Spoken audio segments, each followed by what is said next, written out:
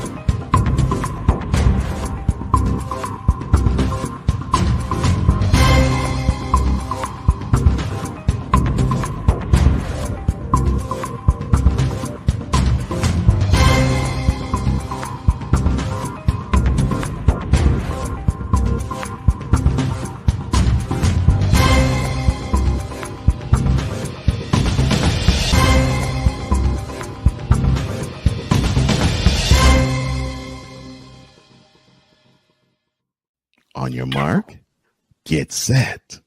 Let's go. I can't do it. We'll do it live. Do it live! I'll write it and we'll do it live! Mister, will you please wake up, wake up, wake up, wake up, wake up?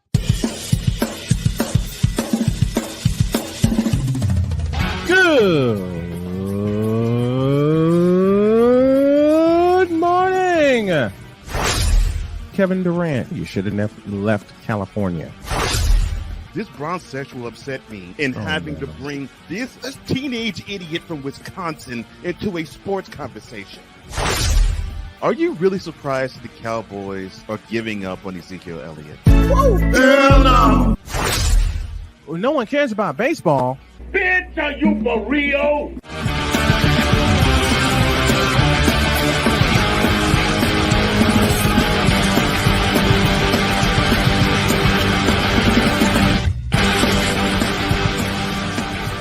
Well, yes, indeed, we are for real. Welcome to the next installment of Snowman in the Morning with Cole Johnson. I am Cole Johnson in for the Snowman. He will be taking off today. And on tap today, we'll have coffee with McCarthy. We'll be sipping that a little later on in this hour, in hour number one. And in hour number two, we're going to be talking, of course, some NFL stuff, some NBA stuff. We might talk a little, might have something interesting and something different that the program doesn't always offer. But that is for hour number two. For hour number one in this hour, let us begin right now. Whip around, please.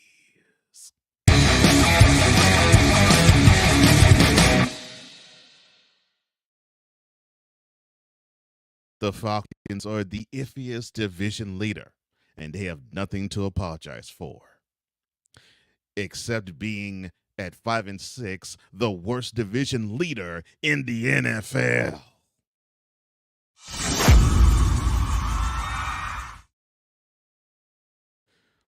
Word around the campfire is that now the Patriots are aiming for that number one spot in the 2024 NFL Draft. Well, good. I think it's time for the Patriots to understand that the Tom Brady era is over and that Bill Belichick and the hoodie always acting like this. We're on to Cincinnati. We're on to New York. We're on to Miami. That ship has sailed. Get him out of here. Get old acting grumpy out of here. It's time for him to begin his bucket list.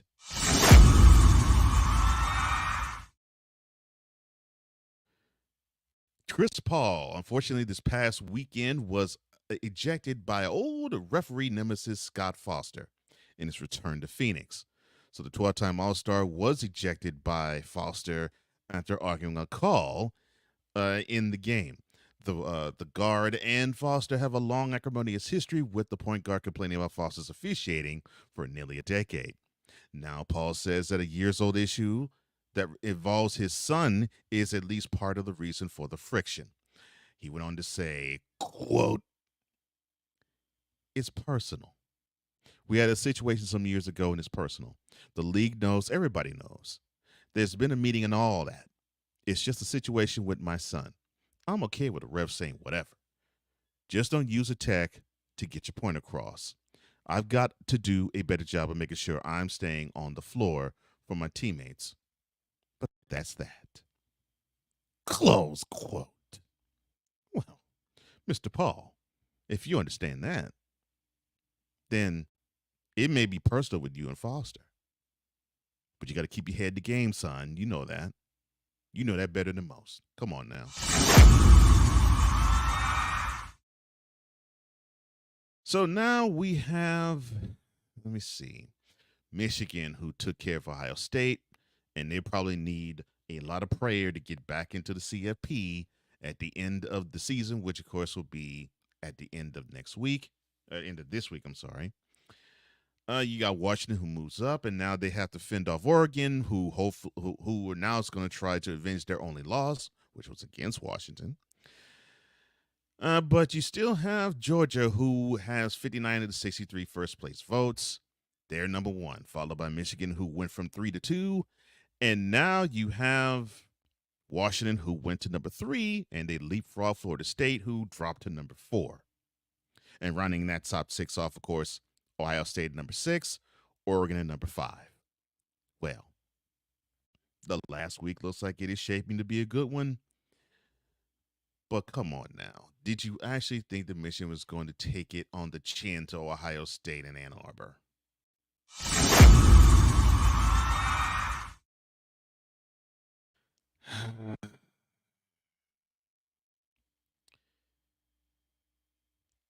Actually, forget that one.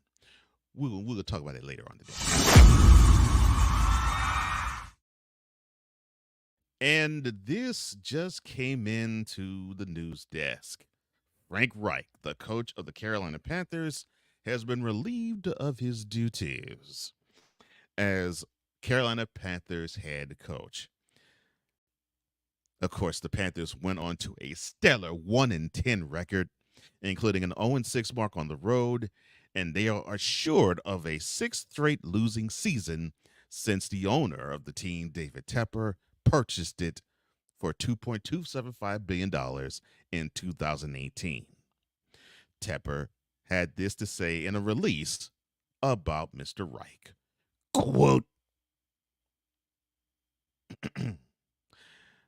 I met with Coach Reich this morning and informed him that he will not continue as head coach of the Carolina Panthers.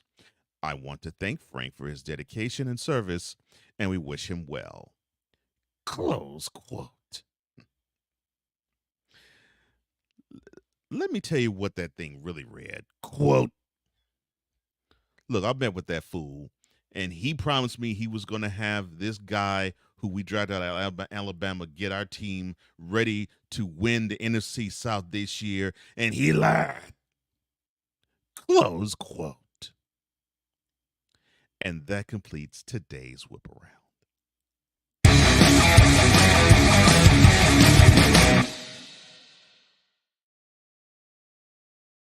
A break, and when we come back, we will,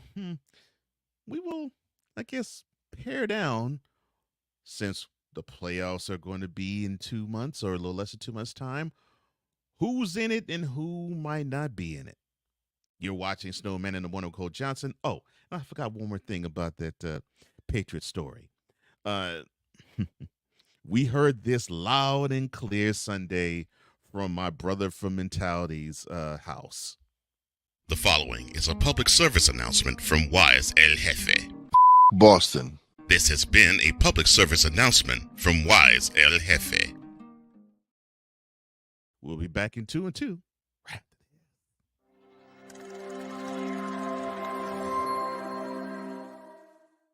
Everything Boston. I love you, you morons. New Kids on the Block, New Edition. Dear whatever the law firm is. Sincerely, the U.S. Supreme Court. Ben Affleck, Matt Damon. Go yourself again, Jason Whitlock.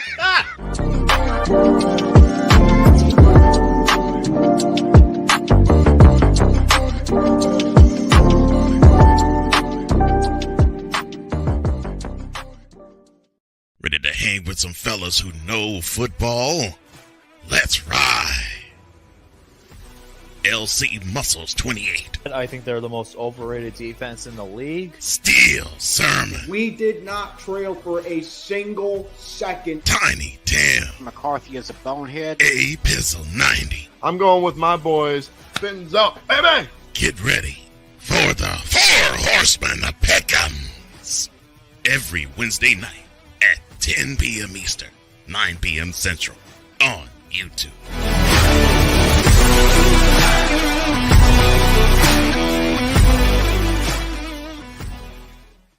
Poppy J. You got the option to cry for the government. You got the option to protest. You got the option to keep buying. But this is also an option. Wise El Jefe. We're the first tech geeks. We're the first gamers. We're the first everything. Everything. Like Gen X's, we are the ones. BS3 Network proudly presents the crew from the New York boroughs who never wants that smoke. Nah, they want that fire. Bobby J and Wise El Jefe, Fridays at 9 p.m. Eastern, 8 p.m. Central. Check your local listings for your viewing and listening pleasure.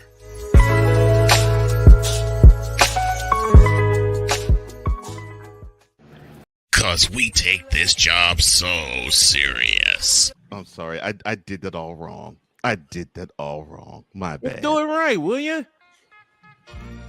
Oh, God. Brother guest, I'm so glad, Ryan, that you here on Call Me With McCarthy. I love you. Oh, Lord, you beat me to it. What in the all types of blue hell? This is Snowman in the Morning with Cole Johnson. Welcome back to the greatest morning show in all the land. Snowman in the Morning with Cole Johnson. I am not the snowman. I am Cole Johnson. The voice is a little lower and it's a little tamer and calmer. But have no worries. Before I do continue, let us say hello to the man. He says, ladies and gentlemen, welcome back the EP of all EPs, Cole Johnson. And I introduce to you one and all, ladies and gentlemen, the man who is the Ed McMahon to the Johnny Carson, the man who is the Ed McMahon of the Snowman in the Morning with Cole Johnson program, the one, the only,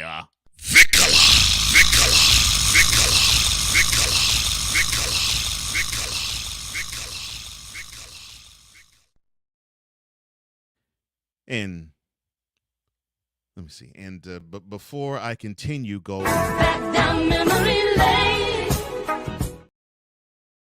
let me introduce, since I'm in the mode of introductions, let me introduce the special. Well, I shouldn't say special, but the guest host that's going to sit alongside me for today's episode.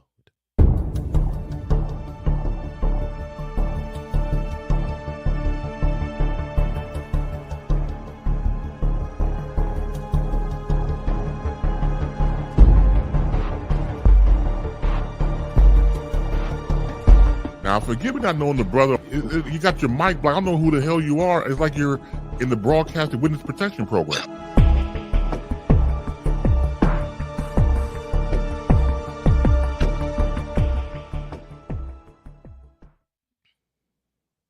And here's the man who I have to say, congratulations. Your Rams are now 5-6. The Playmaker. How you doing, sir? Victory Monday. Lovely words, but back-to-back weeks. Victory Monday. And not only back-to-back weeks, back-to-back division opponents. Yes. So you got 2 division wins. Coming off a bye week. 2 wins. Still in the hunt. Still got a lot of games to go through, though. Yeah, still do. And I'm glad you mentioned that. I am glad you did mention that, sir, because so now we're looking at the playoff picture, and now we get a chance to say those words because we're coming down the stretch. Since December isn't only 4 days from now, we can forecast or or pontificate upon or look at the possible seedings of the NFC and the AFC picture coming this year. Now, we'll start with the NFC first. Now, of course, we know who is standing above not just the NFC but the NFL. That would be the Eagles, who with their 37-34 overtime victory over the Bills stretched their record to 10-1. They are 2 games clear of anybody else. If you're a Cowboys fan, you was mad as hell right now. Oh my gosh. If I see another Cowboys fan say, quote, "The Rams gave the Eagles the game. The Rams have Eagles on uniforms on. The Rams, how dare they cheat for the Eagles?" Close quote. I'm going to chunk my phone. I was so sick of hearing Cowboys fan whine about the refs with the Eagles-Bills game. I'm like, goodness gracious. Give it a rest. I mean, the Bills ran the ball, the Bills scored, the Bills made the Eagles defense one-dimensional. And they missed a field goal. Allen threw a pick in the fourth quarter, and he missed Gabe Davis to probably end the game for the Bills to win it in overtime instead of the Eagles. It's not the refs. To me, that game was the Bills, and they choked it away. Yes, I agree with you, Playmaker. If I hear Cowboys fan whine about the refs giving games to the Eagles, ugh. You know why? You know why I said that? Because now I believe the Eagles have the 49ers next. Yes, they played this Sunday in South Philly. Yes, sir. The problem with that is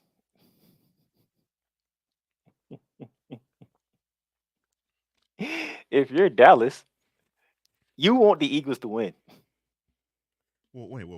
Why would you want the Eagles to win? Because you have the Eagles next. Do you really want to face the Eagles with the Eagles coming off a loss?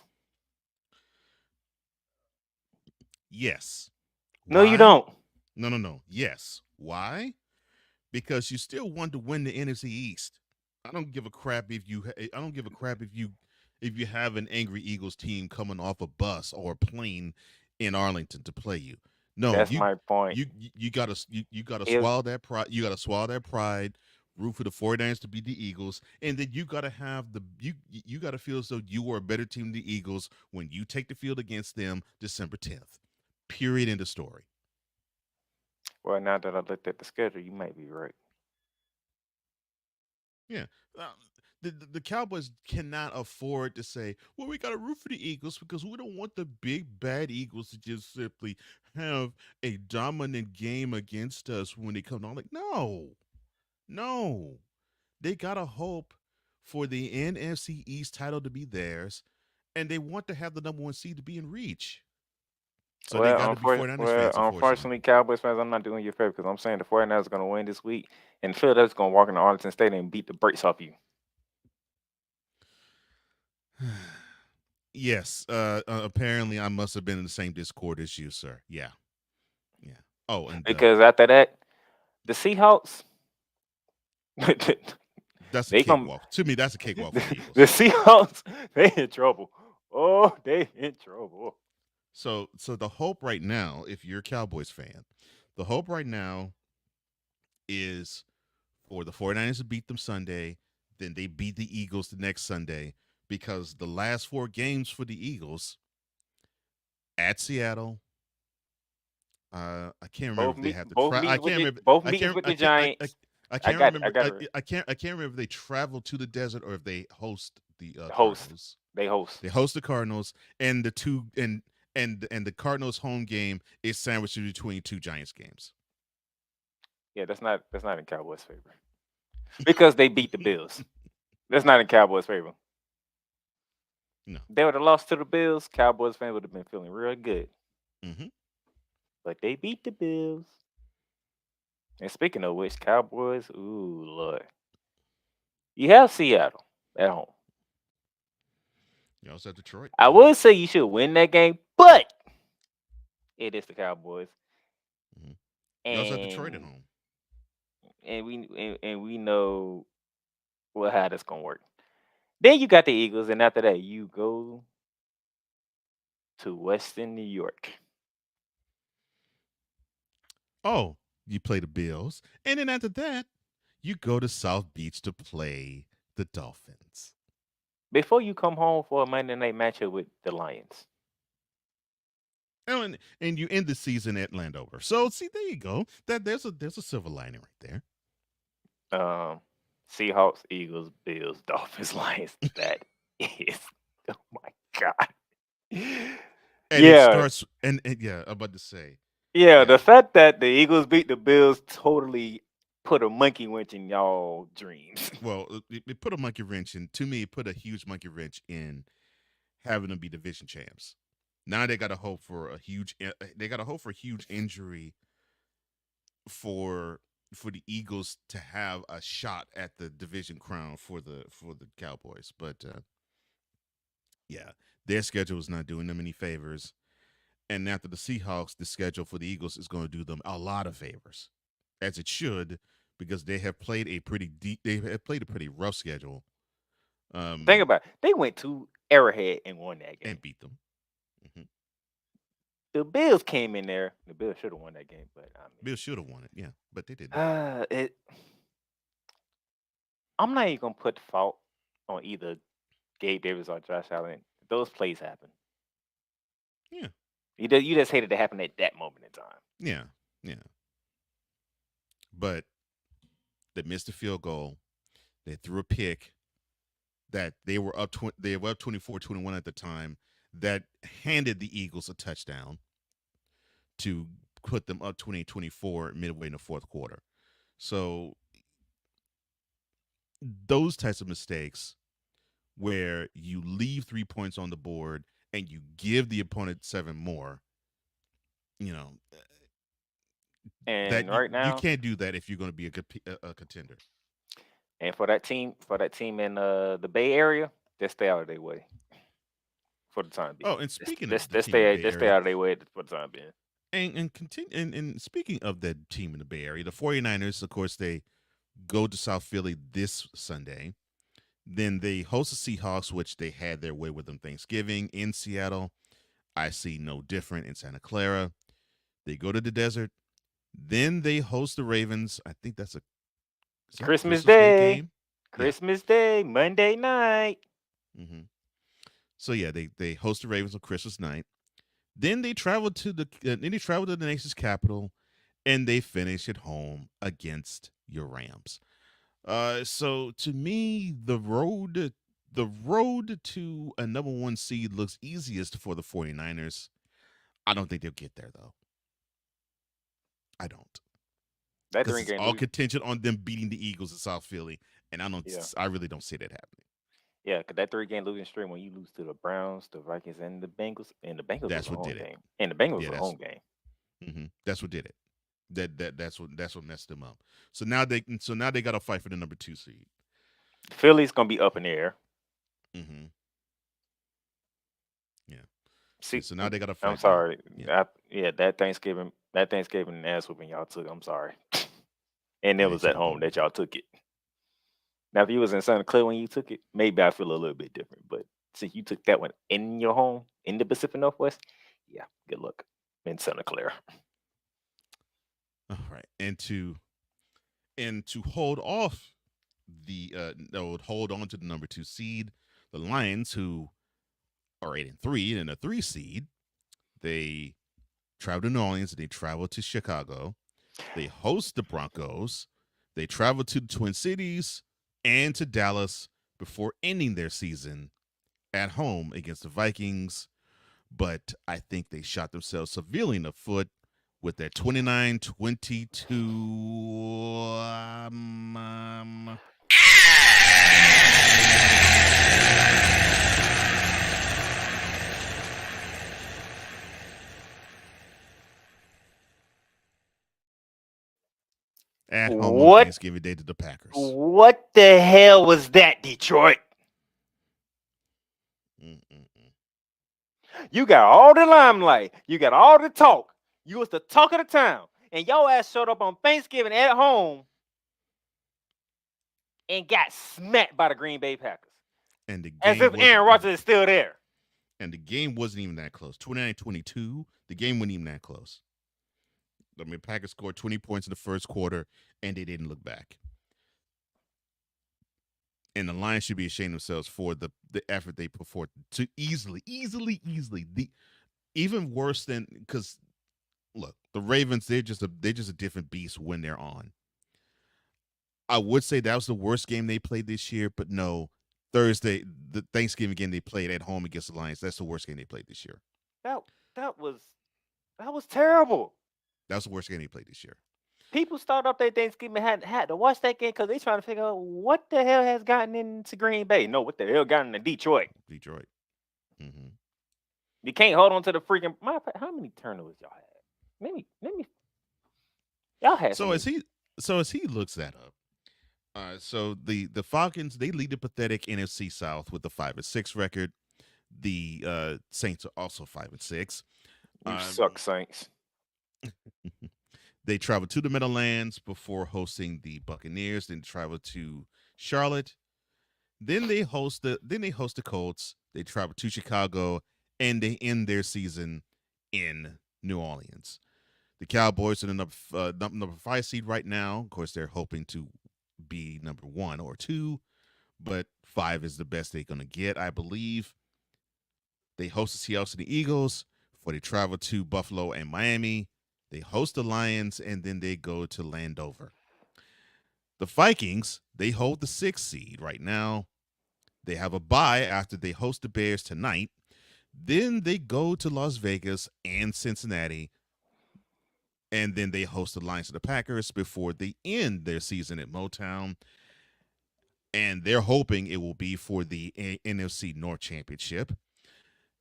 And the Seahawks, who pretty much ended their hopes for an NFC West championship. Minnesota need to make sure they still in contention for the playoffs because Green Bay's right behind them. Yeah, I was going to say. There's a team in Los Angeles that's right behind them. I was going to get to that. So you got the Seahawks, who are also 6-5. They host the Eagles, but before then they travel to Dallas and San Francisco. Then after the Eagles, they travel to Nashville to play the Titans. Then they host the Steelers before they end the season at the Desert. And you mentioned 2 teams that both the Seahawks and the Vikings should be looking at behind in the rearview mirror, which would be the Rams and the Packers. Both teams are 5-6. Seahawks in trouble. Sorry, nephew. Seahawks in trouble. And the Seahawks, like Tom Petty, it looks like they are free falling very fast right before our very eyes. I mean, you got a date with the Cowboys. You have to win that game. Mm-hmm. There's going to be more dire straits. Then you got to go to Santa Clara, and we both said good luck on that one. Mm-hmm. So that's already another loss. So that's what sits right there. Now you can count the Cowboys. I mean, they took a 31-13 butt whooping at home to the 49ers. So yeah, they better do something. You got Philly coming in. Good luck. And if the latest stretch doesn't go well for them, that's the team I would say they better watch out, and they don't have an angry squad on their hands. You go to Tennessee. That's ever since they went to Will Levis. That's a different Titans team. Mm-hmm. Pittsburgh. We saw a different Pittsburgh team yesterday. And we're going to talk about them and the others in the AFC side. So currently, right now, as it stands, the Ravens hold the number 1 seed, but that is due to the fact they have played more games than everybody else. Of course, they're coming fresh off their 20-10 victory over the Brandon Staley-led Chargers. His behind needs to be gone. I'm sorry. So, of course, this week, they're on the bye. And then they host the Rams. Then they travel to Jacksonville, which that is going to be a big-time game. Sunday night. because that might decide a playoff seed. Then they, of course, we already mentioned they traveled to Santa Clara for the Christmas night or Christmas evening game against the 49ers. Then they host the Dolphins, another AFC seeding game, possibly. And they host the Steelers, which that might be. I doubt it, but it might be still for the AFC North crown. The Chiefs, who to me are the rightful number one seed at the moment, they are 8-3. Has the easiest freaking schedule left. They travel to the possible frozen tundra of Lambeau Field before they host the Bills. Well, I think they have still a salty taste in their mouths from what happened last year, not in the playoffs, but in the regular season. Then they go to Foxborough. Can y'all flex that game, please? That do not need to be a Monday night game. Actually, no, I'll take that back. I think that's the week they got 2 Monday night games. Oh my gosh. This one needs to be flexed out of it. I agree. Then they host the Raiders, who they just beat 28-17 yesterday. They beat them. They stumped them in the second half. They're going to boat race the Bengals because they do not have Joe Burrow. And they end their season. It's the Chargers, man. And this will be I'll say this right now. This will be the last game Brandon Staley will coach as the head coach of the Los Angeles Chargers. And I really do hope that the Chiefs have a number one seed to play for because I want them to destroy them. Although I do know, yes, of all the teams in the division that play them, the Chargers seem to play the Chiefs the toughest, almost hands down out of the three. Look, okay, what? Sunday night at Lambeau Field. Green Bay's feeling high because what they did to Detroit.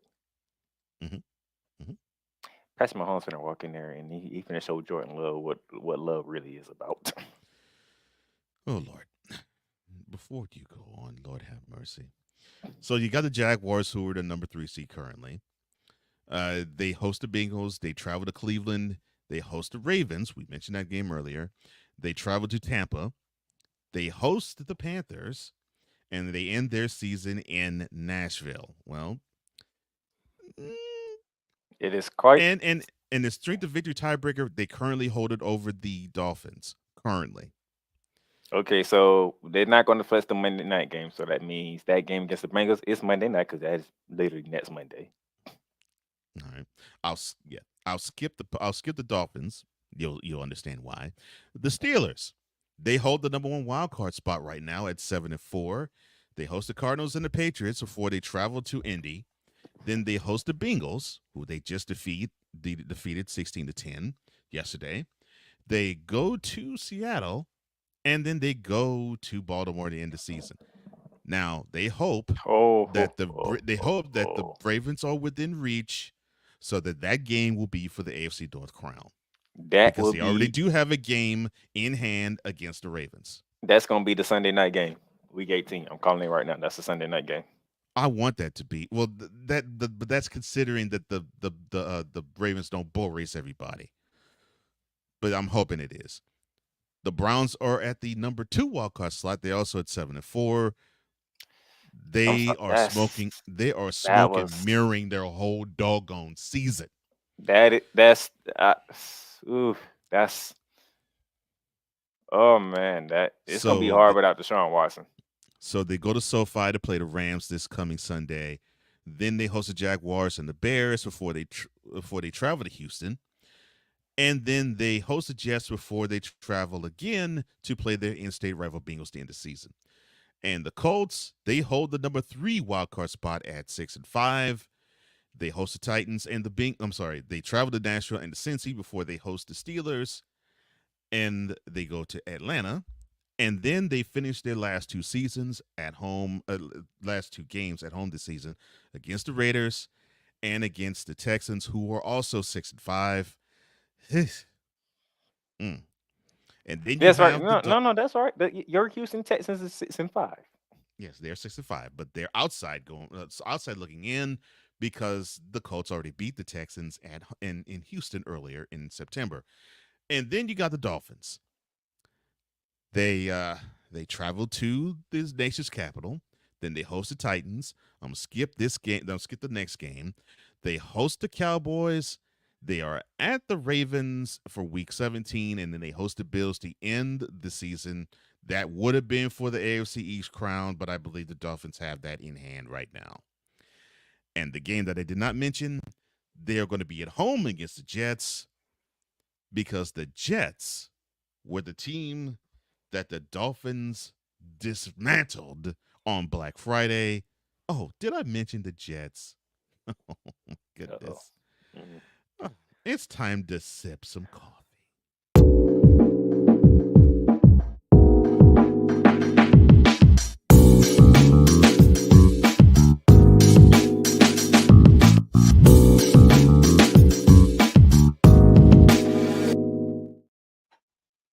As he joins us every single Monday, welcome Ryan McCarthy of No Critics Required fame.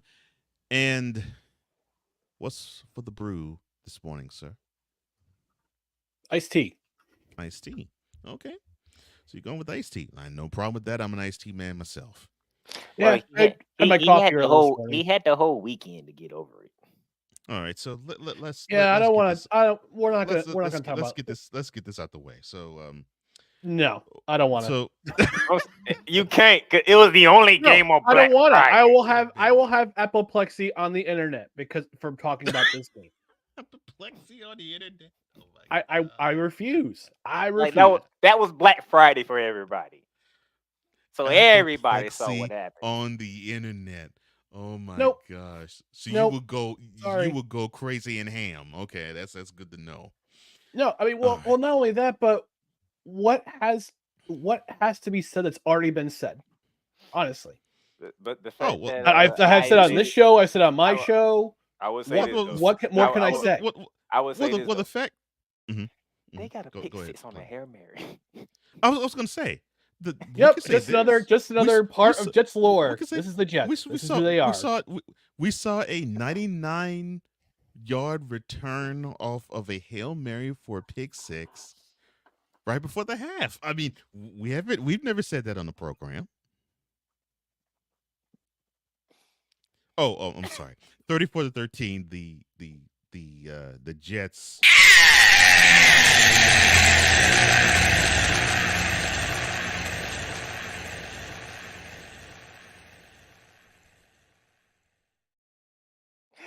A-Rod. L to the. But you did say on the program you would not comment. But you did say though on this program that you would not comment about the Jets until they actually scored a touchdown. They did score one. Like it matters. Like it matters. Honestly. At this juncture of my fandom, it doesn't matter. It doesn't matter anymore. A-Rod, stay home. I know how it feels. Stay home. Because I've been feeling that way the last 3 years for the Texans. And Greeny the favor of just staying home and come back next. Let's not mention Greeny, that fake Jets fan. He's not a Jets fan. Come on, Greeny. Oh, what would you have against Mike Greenberg? Oh my gosh. He's not a fan. He's not. He's a fake. It just seems like he's a fake fan. To you, Ryan? Nothing to me, but it just seems like he's a fake. He's just talking about the Jets just to get more clicks, just to get more content. More engagements. It's I don't care. I don't care. Well, he went to school in Chicago. What does it matter? Yes, he went to school. He went to school in Northwestern. He went to Northwestern. Okay. I have no more words to say about this team for the rest of the year. If Aaron Rodgers comes back, yippee. But wait a minute though. They have a possible win coming. They have the Falcons coming to town Sunday. They're gonna lose that game 6-3. Come on. Come on. He says 6-3. They'll get destroyed by the Titans. They'll get destroyed by the Dolphins again. So you telling me to start? I bet the Commanders will beat them by 30. Actually, this is a lost season. they're playing the Texans. They're not playing the Titans. But yes. Oh, sorry. Well. Oh, so I'm starting Taint there. Okay. Oh Lord. Did you actually say that the Falcons are gonna beat the Jets 6-3? Yeah, you heard me. You heard me. 6-3. 6-3. I'm trying to be positive here. I'm not even trying to pile on. I'm trying to be positive. This is a W. I have run out. I have run out of positivity. Positive Pete is dead. Okay. This is a W. Let's have a sweet. Let's have a moment of silence. Let's have a moment of silence for Positive Pete, the Jets fan. All right, we're done. A moment of silence for positive people. Do we need to do one for Fireman Ed too? I think Fireman Ed's just lost about as much hope as I have. I'm willing to bet. Yeah, probably is chanting UCK. Yeah, he probably is doing that. Well, guess what? Y'all ain't not the worst team though. No, the team that is the worst team, they just fired their head coach. So you have that. I mean, within the division in the AFC. I mean, speaking of teams that have terrible offensive lines, no run game, and no talent on receiver to speak with, what about the Carolina Panthers? Well, see, but the Jets do have talented wide receivers, so you can't compare that. I mean, Garrett Wilson's he's a beast. Hey, y'all got a running back too. The one receiver they have. One receiver. You got a running back too. I'm saying you got, and they can't get the run game going either. I'm saying you got Breece Hall, you got Garrett Wilson. You can't say that about the Panthers. They don't have anything close to that for running back or wide receiver. I know, but they're being mismanaged. This is the part that kills. This offense is mismanaged. I will not argue that because I believe they are. I felt that way before this year. All right, so do we need to put Nathaniel Hackett's name on the list to be canned next? Oh God, they should have been canned the moment he should have never been considered in the first place. Should have never been considered in the first place. It's the A-Rod effect. I'm not a Jets fan. I'm not a Jets fan, and I would say to you, Hackett's name should not have been signed on the dotted line, even if Aaron Rodgers was going to be assured of being a Jet, because the dude does not know offense. He just doesn't. No, and he gets by because his dad was an offensive coordinator. It's the last name. It's because his father Paul is who coached the Jets too. Yeah, his father Paul actually did know how to coach offense, but Nathaniel, not even close. He lucked up to have Rodgers be the quarterback when he was OC in Green Bay, and now everybody's thinking, well, he must have the magic touch with Rodgers. No. Well, guess what? Guess what, Cole? Maybe it's all Zach Wilson's fault. After all. No, I think I will beat Ryan in saying this.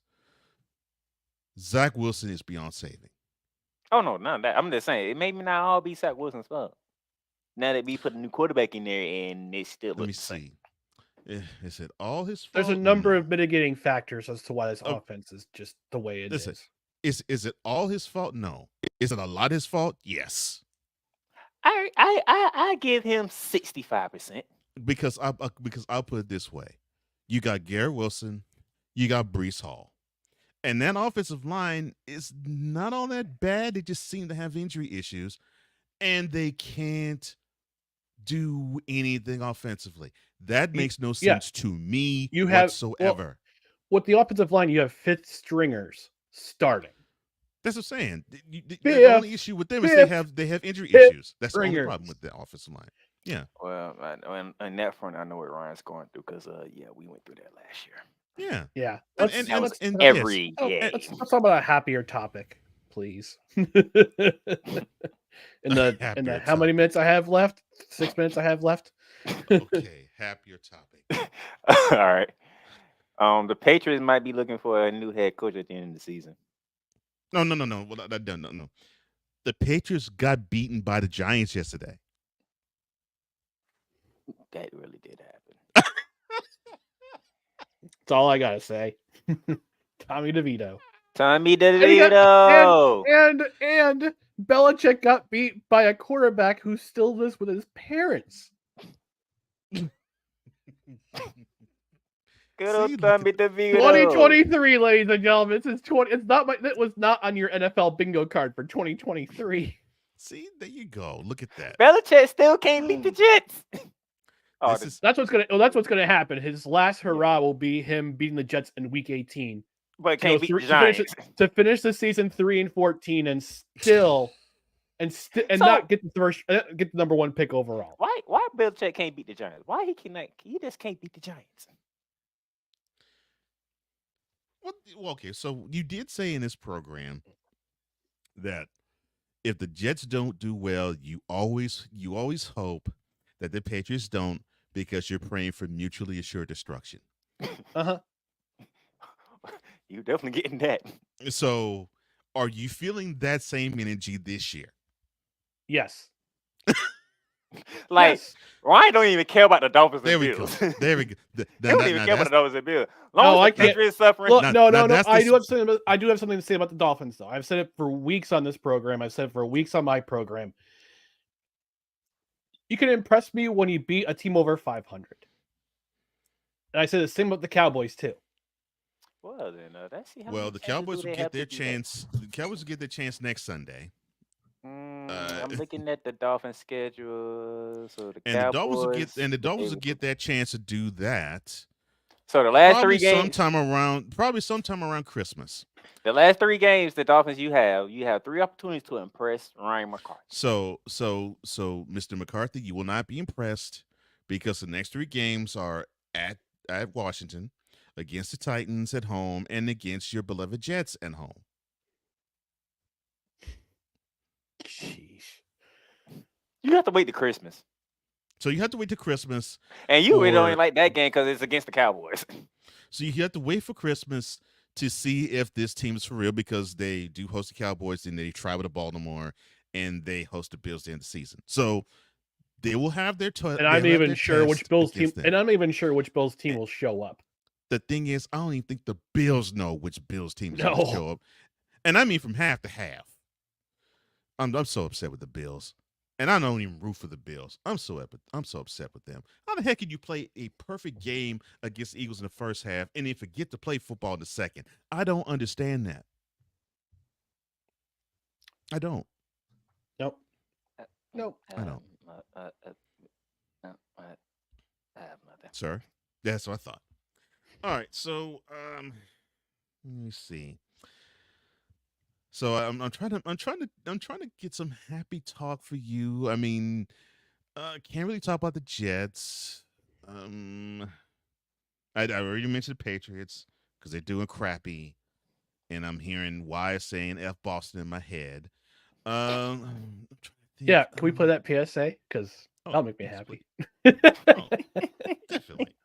Not a problem. Not a problem. PSA. Yeah, you're good.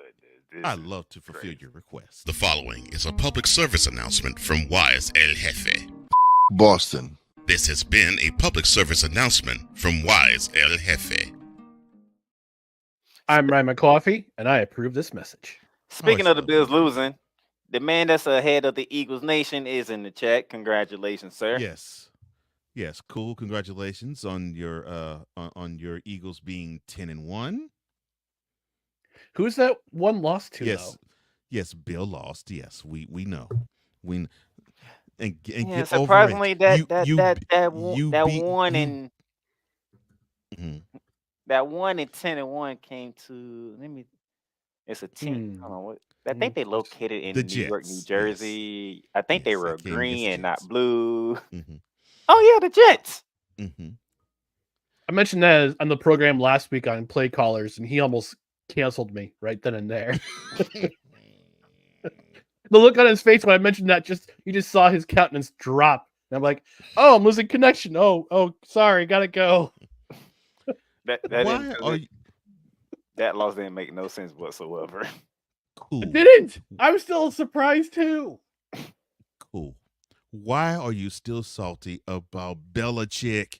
Your team beat his in the Super Bowl. Why are you salty still? Salty. I mean, just salty. 2005, anybody? Yeah, that. I don't give a crap. The more recent win in the Super Bowl was the Eagles. I would get it if it was in your position, Playmaker, where you lost to the team twice in the Super Bowl, but you beat them in the more recent Super Bowl, I may add. Oh, you always want the Cheaters to lose. So you mean tell me you'd root for the Cowboys, Giants, and Commanders before you'd root for the Patriots? Ooh. That means you're not an Eagles fan. All right, now that feels good. Oh, wow. Wow. You just gonna call that man out like that? Woo! Jeez. Shots fired. No, How was their shots? No, cool knows I'm just playing with them.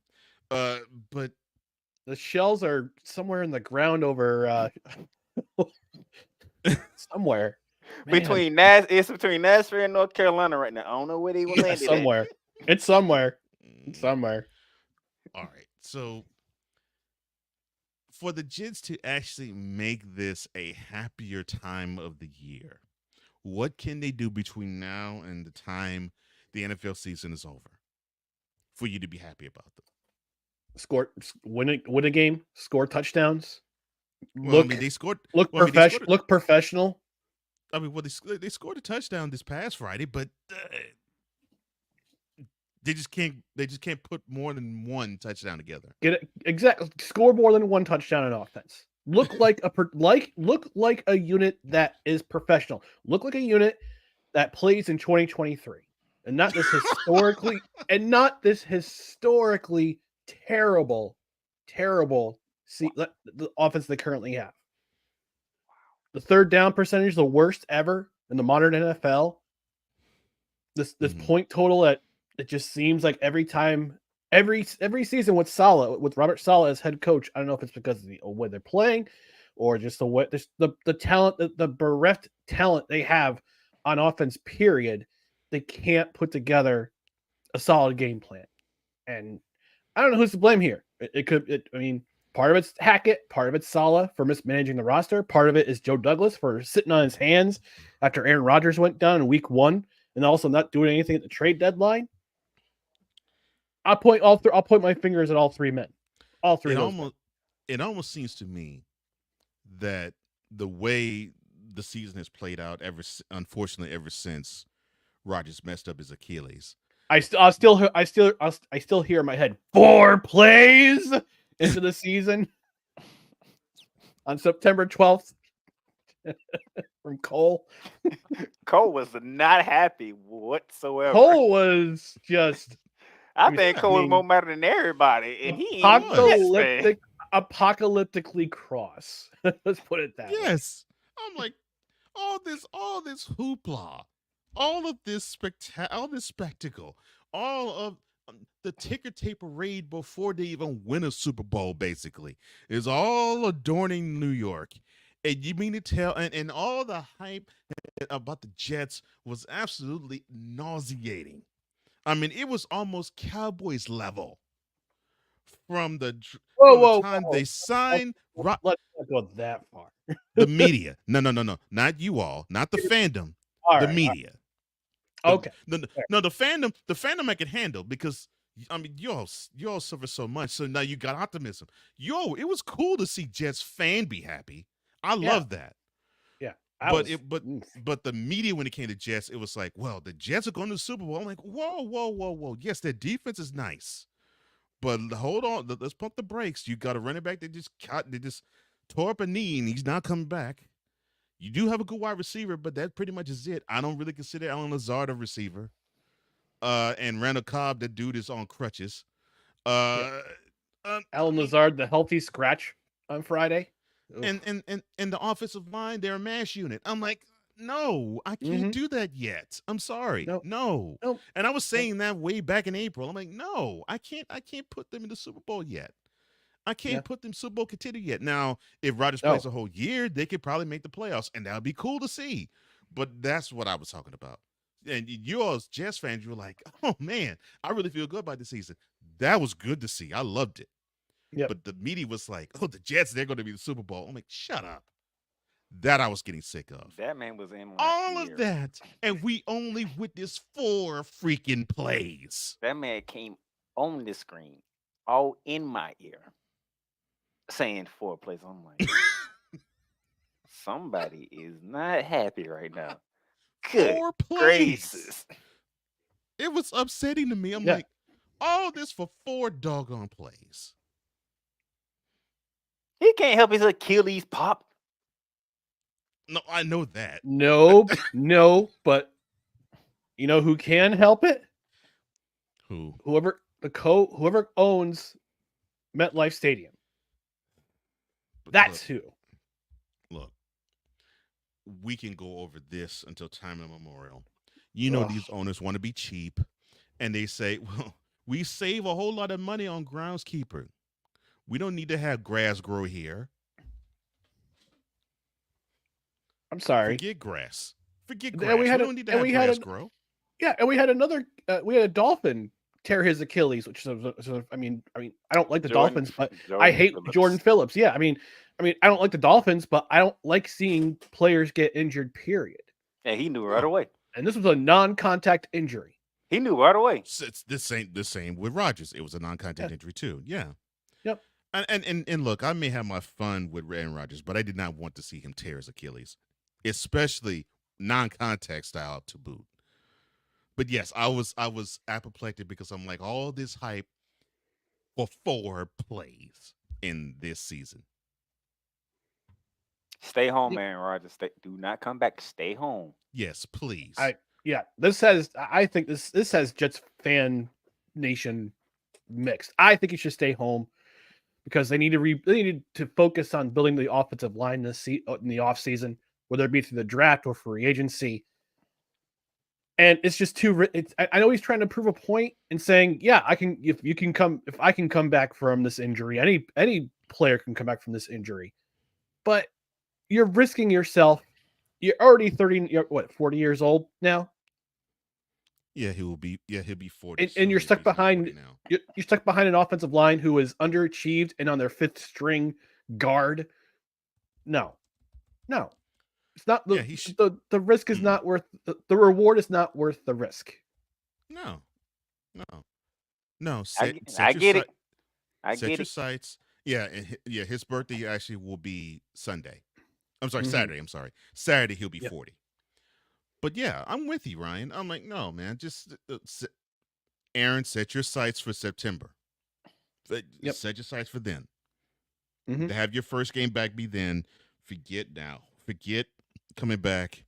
Just let this team, I hate to say it this way because it sounds real crass, but let this team stub their toe the rest of the season. Just let them stub their toe. Let them get their mistakes out. Let them not get their mistakes out at your behest and at your expense. No, man, just no. And then, of course, in off season, demand the front office to get better players there. Period. Mm-hmm. Yep.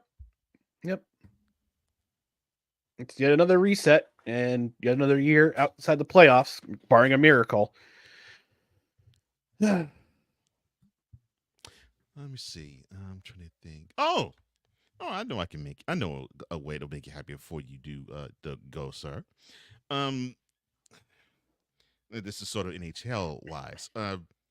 Now I know you were teased by our fellow brother Wise when the Rangers beat the Devils recently at the Rock, but I do remember there was a play. There was a 7-game series between those same two teams this past April. Yeah. And I think the Rangers suffered a Game 7.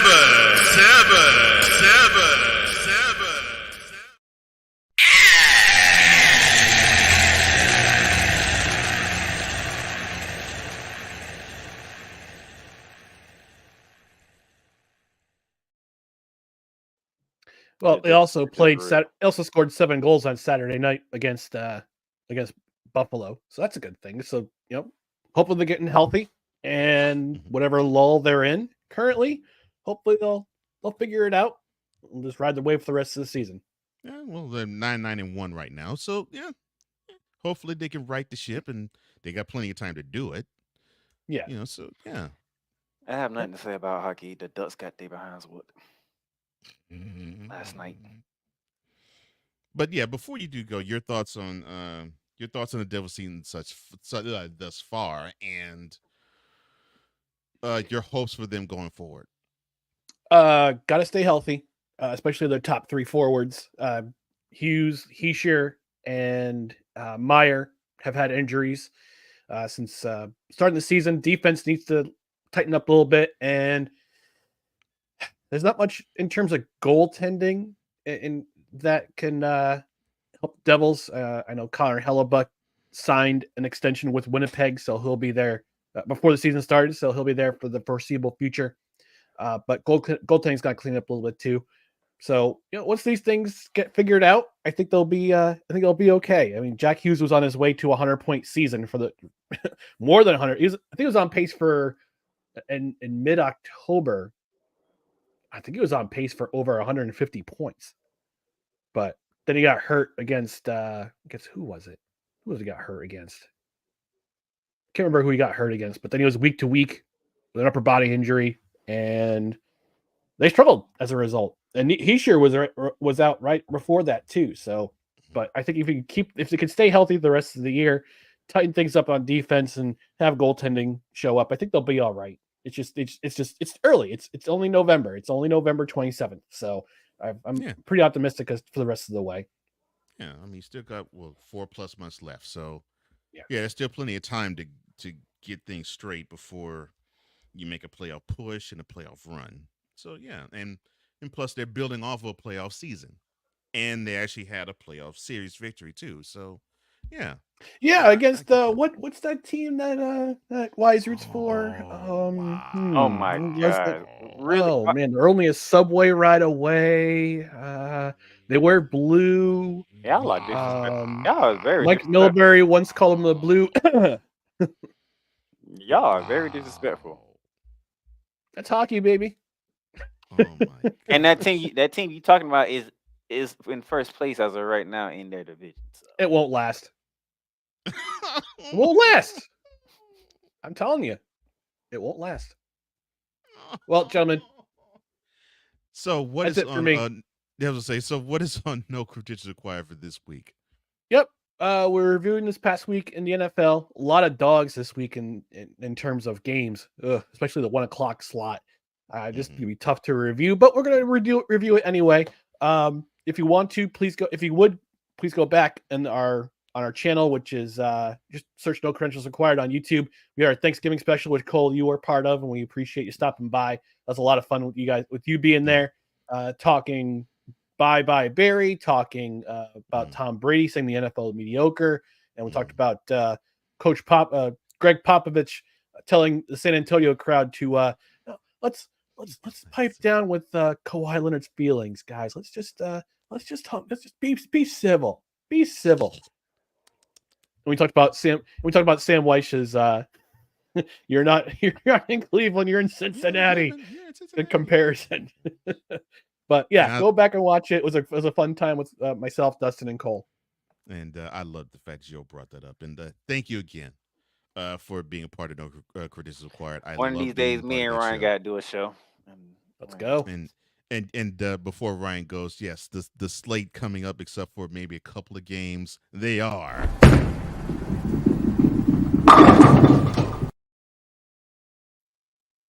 That is Ryan McCarthy, and you can also catch him on.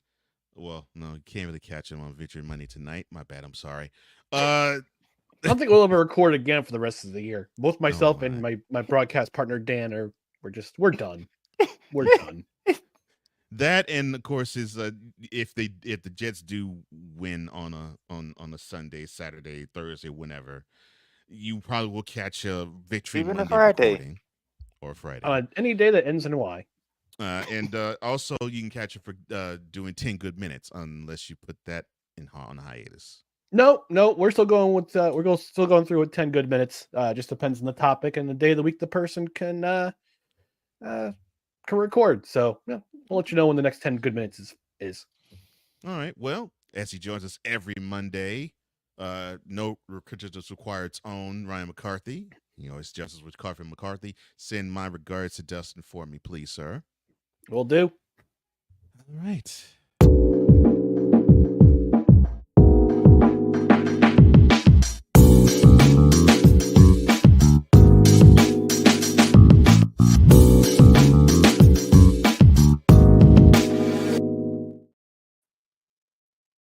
And before Cool cancels me, how he gonna cancel you?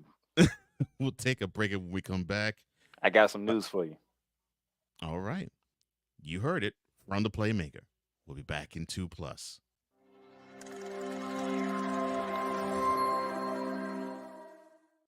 Everything Boston. I love you morons. You kids on the block.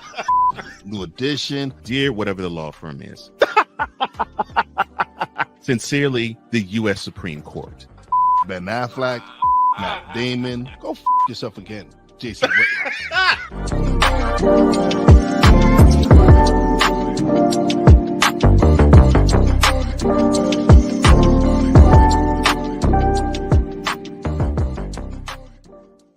Ready to hang with some fellas who know football? Let's ride.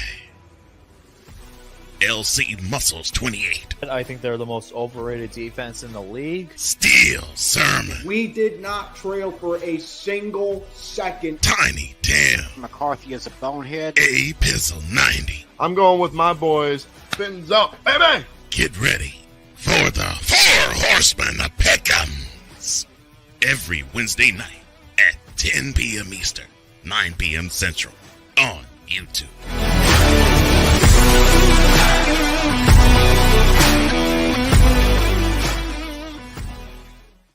Poppy J. You got the option to cry for the government. You got the option to protest. You got the option to keep buying. But this is also an option. Wise El Jefe. We're the first tech geeks. We're the first gamers. We're the first everything. Everything. Like Gen X's, we are the ones. BS3 Network proudly presents the crew from the New York boroughs who never wants that smoke. Nah, they want that fire. Poppy J and Wise El Jefe. Fridays at 9 p.m. Eastern, 8 p.m. Central. Check your local listings for your viewing and listening pleasure.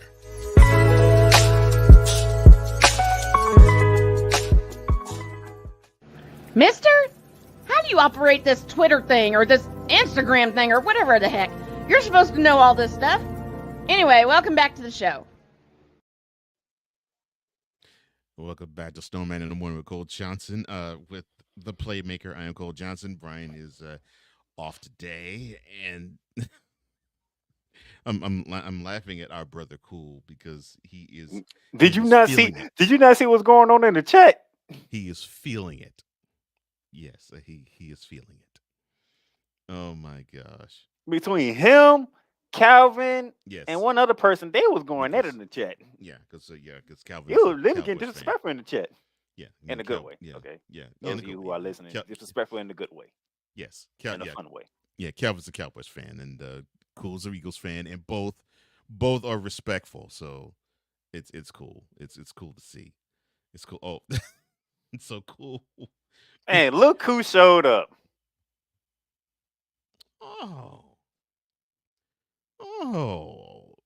Mr. The following is a public service announcement from Wise El Jefe. Boston. This has been a public service announcement from Wise El Jefe. I mean, if you was here about 10 minutes ago, it would have been nice. Oh my gosh, Cool is on one. I love it though.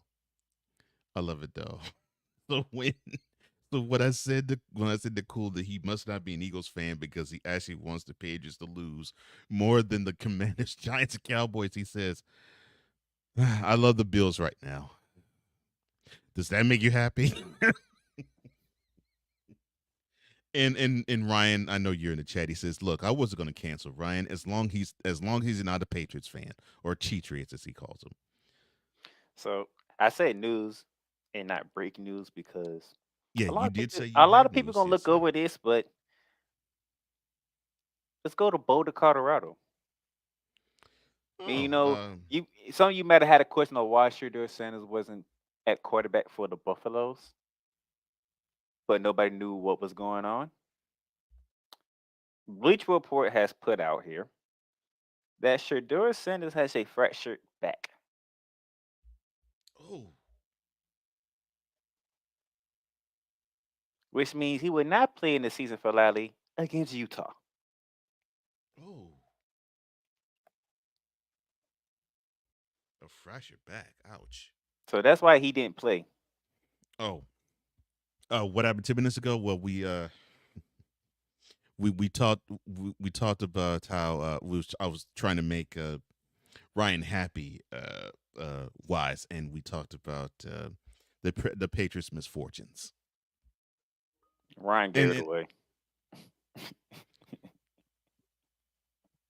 And I was gonna do that, but Ryan, and then to cheer up further, I talked about your Rangers going down to the Devils in a Game 7.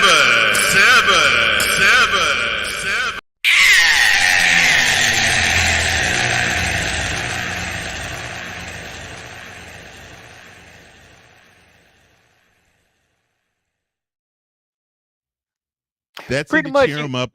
That seemed to cheer him up after we mentioned to him about the Jets giving up a 99-yard pick six off of a Hail Mary.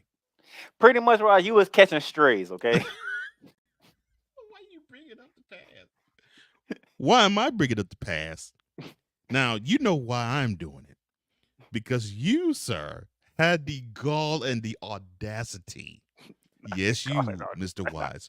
You had the unmitigated temerity. The Sun, you beat the Rooster up, which I know you do every morning, but you beat the Rooster up to tell me about my Astros getting beaten down and eliminated to the Rangers. Couldn't wait to tell me this. Couldn't wait. But I get why you bring it up the pass.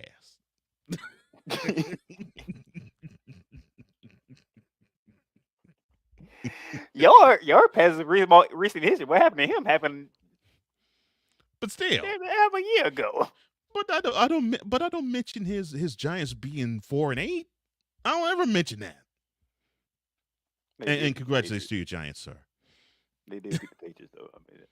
Yeah, but that's it. I don't ever mention his Giants being 4-8. I didn't beat him down about his Giants getting washed out the opening Sunday night against the Cowboys.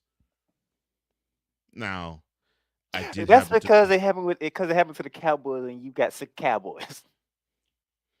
Dang, why'd you have to read me right, dog? Let's put this in the correct context here.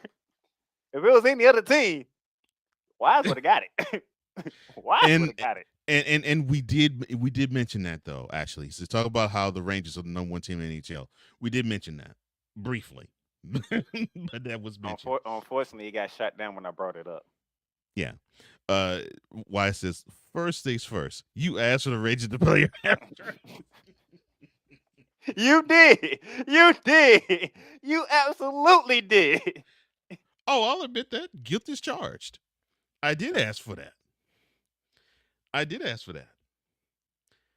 think that we was going to get trounced at home 4 games, but I did ask for that. It just so happened it backfired. Yeah, it backfired, but I didn't care if it backfired. I asked for it, I got it, and unfortunately it took an L. It's just that one of my best friends at 3:15 in the morning had to say, what I tell you about being careful what you ask for. Well, he gave you longer than what Cowboys fans gave Victor. They gave him 15 seconds. But see, that's different. They root with him. They root with Victor. Why is it room with me? He cared less about the Astros doing well. All I said was watch what you asked for. All right. You said it. You said it. Everybody need to lead to learn. You said it with a gleam in your eye, a smile on your face, and laughter in your heart if it didn't come out. And you said that all you said was that. That's not all you did, though. I know it because I know you too well, bro. All I'm saying was you was catching strays, okay, and you wasn't here in time to catch them. That's all I'm saying. But I did celebrate you, though, because I was saying, the Giants beat the Patriots yesterday, and I said, I heard loud and clear as a bell. As a bell. The following is a public service announcement from US El Jefe. Boston. This has been a public service announcement from US El Jefe. Thank you. And that's all I'm talking about right there. Exactly. All right, let's get back to the business at hand. Oh, yes. Let's Sir? There is something there's something that I want to clearly state, and I'll do this real quick. Draymond Green said he did not regret choking Rudy Gobert. Oh yeah, I heard that. I'm gonna make this really, really quick. I have nothing.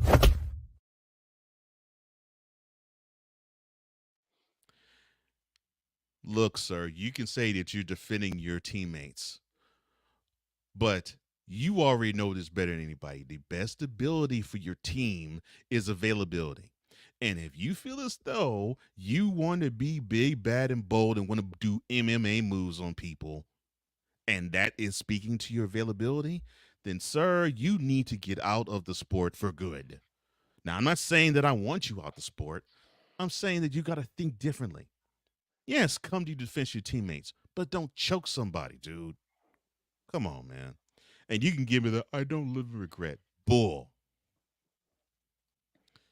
You have to come to terms with, okay, this is not something I should do on an NBA court. But no, that's not you. So we'll see this again. Like we see you kick people in the nuts again and again and again and again.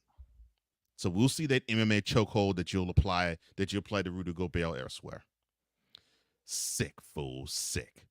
Own that it was a mistake and don't do it anymore, man. It's just that simple. Stop acting like you're 10. Spoiled brat mother.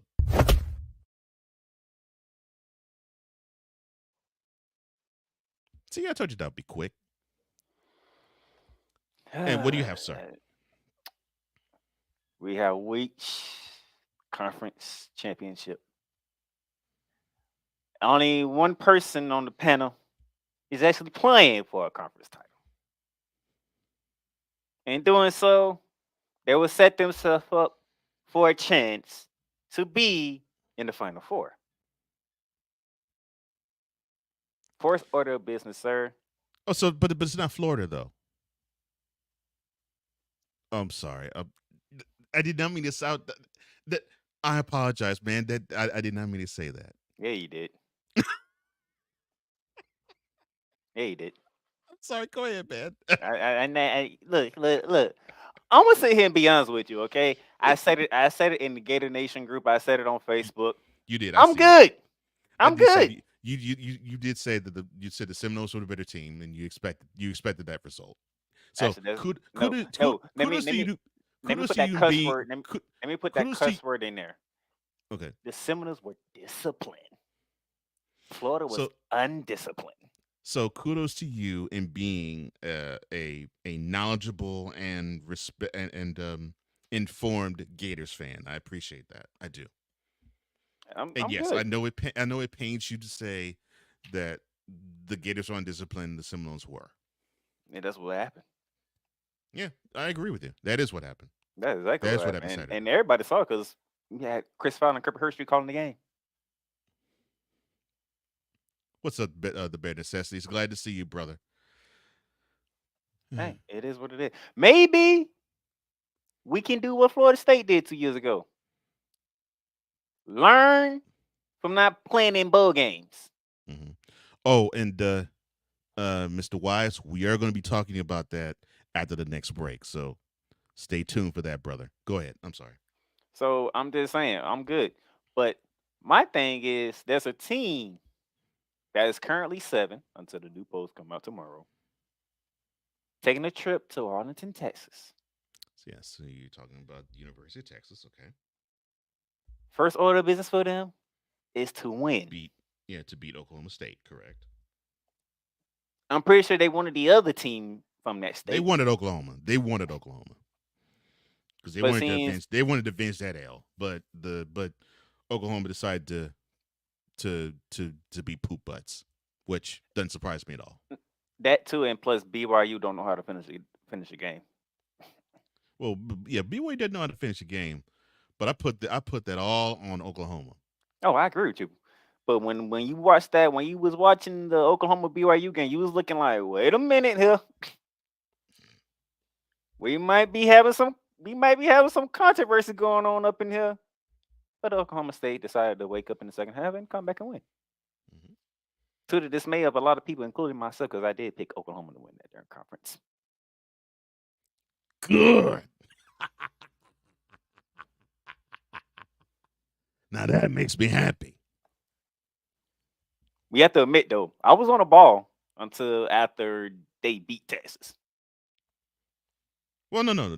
You were on the ball when they beat Texas. You went left when Oklahoma decided to actually consider Oklahoma State a rival. Because normally they treat Oklahoma State as like stepchildren and step stools. They're like, oh, this is a team. Oh, we actually have to play. Oh, Lord, we got beat by them. That's when they were in trouble. I was looking good. Oklahoma decided not to finish. Literally. So, hey, that's 2 L's for me. I had Clemson, I had OU. That's 2 L's for me. Well, but wait. But who actually? All right, I'll ask this question: who actually thought Florida State was going to be? Well, we probably thought Louisville had a chance, but who thought Florida State would be the contender in the CFP coming from the ACC? No, I did. After they went 10-3, after they went 10-3 last year, I said, okay, they going something. Because that was Mike Noel's third year. And I was like, okay, he's brewing something over there. But I still think Clemson is the class. You said Clemson was the class of the conference, which to me would mean that Florida State would not have seen the inside of the CFP because the ACC was not going to get the same treatment the Big Ten and the SEC has. They still might not because of what happened to Louisville. Idiots. I mean, all Florida State has to do is win the ACC championship, and they should be in. That's the problem. This is why I say this. Okay, go ahead. Louisville, you cannot lose to Kentucky. Especially at home when you're the better team. I don't know what made y'all lose to Kentucky in a rivalry game at home. Florida State already got an uphill battle because they lost their best player and they hurt their team in Jordan Travis. They survived the swamp. That's a very good word. That's a very good word. Survived. Y'all losing to Kentucky doesn't help Florida State. It actually hurts Florida State. Because now the Pac-12 got the rematch that everybody wants. Well, that was going to happen anyway. Because which other team did you see that was going to be up there with Oregon or Washington? No, I'm not saying. I'm saying you didn't want one of the top teams to slip up. Have one of those moments. No, I agree. I agree with that. You wondered, bro. It's just no one thought anybody was going to be on the level of Oregon or Washington in the Pac-12. So the fact that Oregon dominated the Oregon Classic doesn't really surprise me. You don't, because they're one of the two. They're the class of they're the class of the Pac-12 for this year. They might be the class of the Big Ten next year. So now, what I'm thinking is the winner of that game is getting in. Yeah.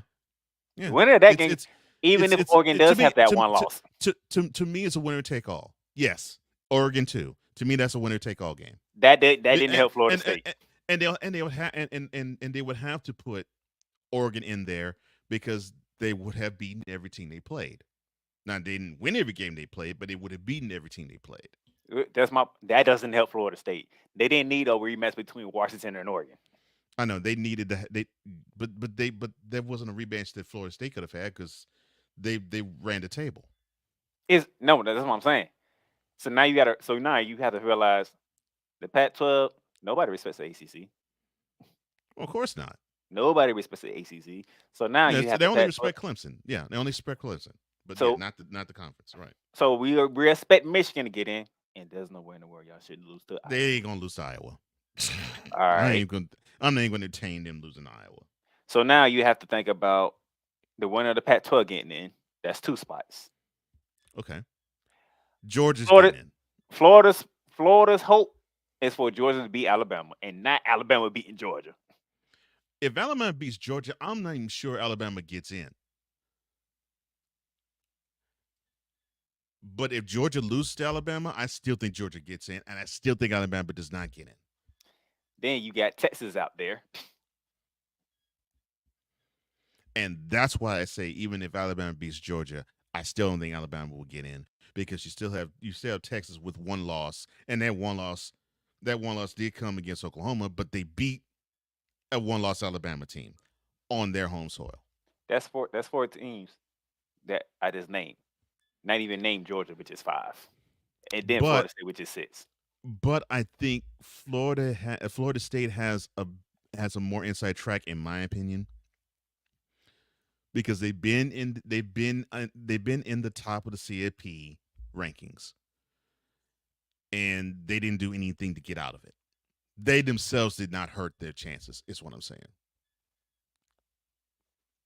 I know for me personally, to know how the committee is. Remember, we did this last year, and I hit it on the nail.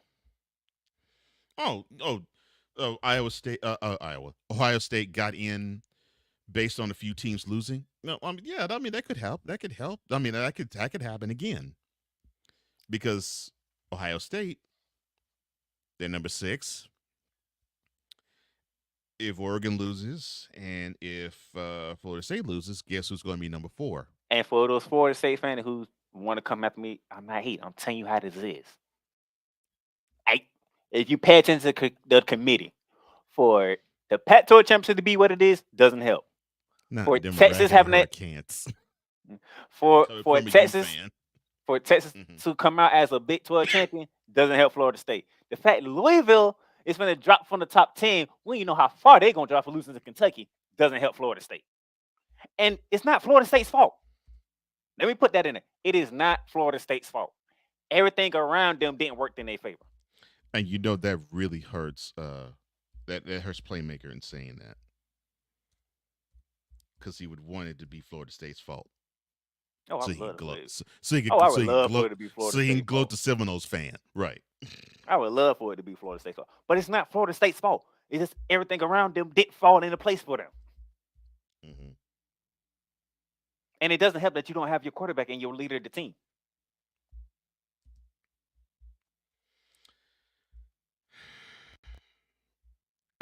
I'll say this. It is not it totally is an inexact science. But the committee is going to want to have certain programs in, and they're going to probably weigh, which teams do we want to have in, and we can justify them being in. And to me, the pecking order is Ohio State, then Texas, then Florida State, in terms of if all the chips fall the way it's supposed to fall for each of these teams, if these things were to happen, which ones will we want to have in instead of the 4 that we probably would have to slot in? So meaning if Oregon beats Washington, and if if Oregon beats Washington, then look, to me, I think Michigan's in, even if they lose to Iowa in the Big Ten championship too. I just think if Iowa upsets Michigan, everything they don't deserve it. Everything's gonna be in chaos. Yeah, they don't deserve it, but I can see them still being in. Yeah, you're right, but I'm saying if Iowa pulls that off, so Mhm. man, that selection committee gonna have headaches Mm-hmm. the Yeah, headaches for entire a good time. week. They have headaches for a good week. Not a good week. No. No, To select it. They would have a headache for a good week. No, Because they'd be like, no. well, What I'm since saying they- is, well, because after championship Saturday, it's the final poll Sunday. They're gonna have headaches. They're They're gonna gonna be like, I know they're gonna have a headache selecting it, and they're gonna have a headache after they select it. Because after the Sunday they release who those 4 are, they'll be like, oh Lord, we're sick of our phone ringing saying why we picked this team and not this team. committee wants everything to fall in place because it makes it easy for them to choose. Right. That's how it's always been. And I think people forget that. This was supposed to be the BC, well, when they picked the top 2 teams before the BCS. And then when the BCS came, when you select the top 2 teams, then now it's the top 4 teams. It was to select to make it easy on college football and then make it easy on those who follow college football. Oh, this is how they judge who is the best 2 or 3 now or 4 teams to be in the playoffs. Cool. We went through this last year, and y'all was up in arms talking about Alabama's finna get in. I said, nope, TCU's finna get in, and Ohio State gonna get in. And I gave you the exact order. And how did the order come out? See, this is what I think too. Cool. I'm thinking, man, all Florida State has to do is beat who the heck they're playing Louisville in the ACC championship. Yeah, they're playing right? Louisville. If they beat the brakes off of Louisville in the ACC championship, we ain't talking about Jack. They in. To me, that's what I'm thinking. Florida State's in because they didn't do anything to get. They didn't do anything to lose. Notice he said beat the brakes off. I don't see Florida State beating the brakes off Louisville because they didn't do anything to lose. So they did. You know, that's why I said it's not their fault. Everything around them didn't fall into place for them. But that's what I'm saying. This is something that the committee can't justify. We had this team we had this team in the CFP. They were number 4 and number 3. Until Washington took care of business against care of business in the quarterback. They said they were number 4 and number 3. I mean, every ranking that has come out this year, and the CFP rankings has come out, they were either number 3 or number 4. Until the last one. And I cannot see how they can justify Florida State being out. They had no losses, and they won their conference. We've seen this movie before. I get what you're saying. The rest of the conference doesn't help Florida State either. I get what you're saying. I do. Forget Louisville.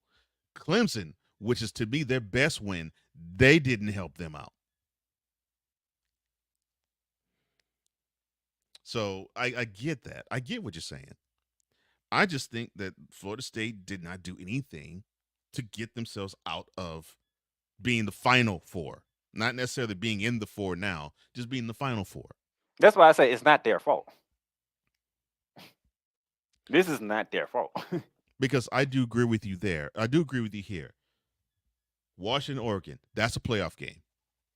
Whoever wins the game is taking 1 of 3 slots, 1 of 4 slots, easily. They wanted to be Washington because it would make it easier on the committee.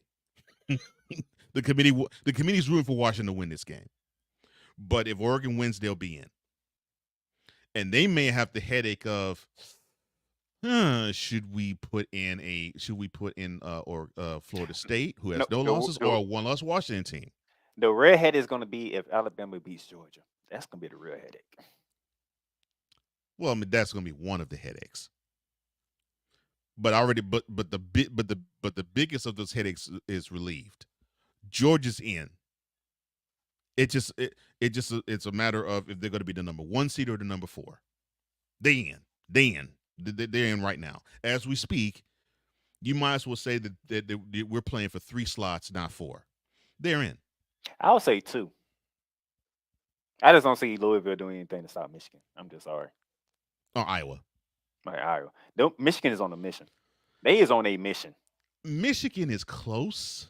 Michigan is close to solidifying being in the playoff. The only reason why I don't say it's a slam dunk for them is because of the controversy they have had all throughout this year. Because I get the feeling that the NCAA is itching to say something to the effect of, well, you had a great season, Michigan, but you screwed up and you have embarrassed the NCAA. We can't have you, and would want to find a reason, quick, fast, in a hurry to bounce them out the CFP. They ain't gonna do it. They waited too long.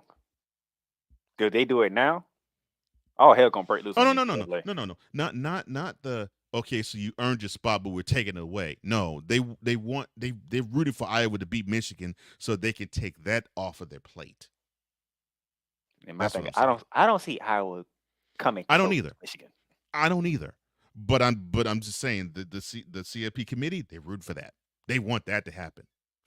They're like, please, Iowa, please get Michigan out of our way. We don't want to give them one of these 4 spots. We really don't want them in the playoff, but we don't have the balls to say you haven't really earned it because we think that you're cheaters. They're not going to do that, but they're going to root for Iowa to win. So they could justify, okay, well, you got one loss against a team that really isn't all that great in the Big Ten. You got to go. See, here's the thing. This is what most people forget. Cool saying if they undefeated, they're in. The committee just don't look at undefeated. They look at who you played, how you played. No, forget when did you play. No. This is what the committee does. No. Forget the who they played and how they played. Committee is looking at, which team brings in the most money? Which team brings in the most fans? Which team's fan base travels? That's what they look at more than anything else. So trust me. So people wonder why they keep selecting Ohio State, because their fan base travels wherever they go. Same thing with Notre Dame if they were in contention. Same thing with Michigan. Same thing with Georgia now. Same thing with definitely same thing with Alabama. They look at that before they look at, okay, the resume looks good. Bump the resume. Does the team fan base travel? Am I lying, Playmaker? No, you're not. That's what I thought. You're looking in between the words.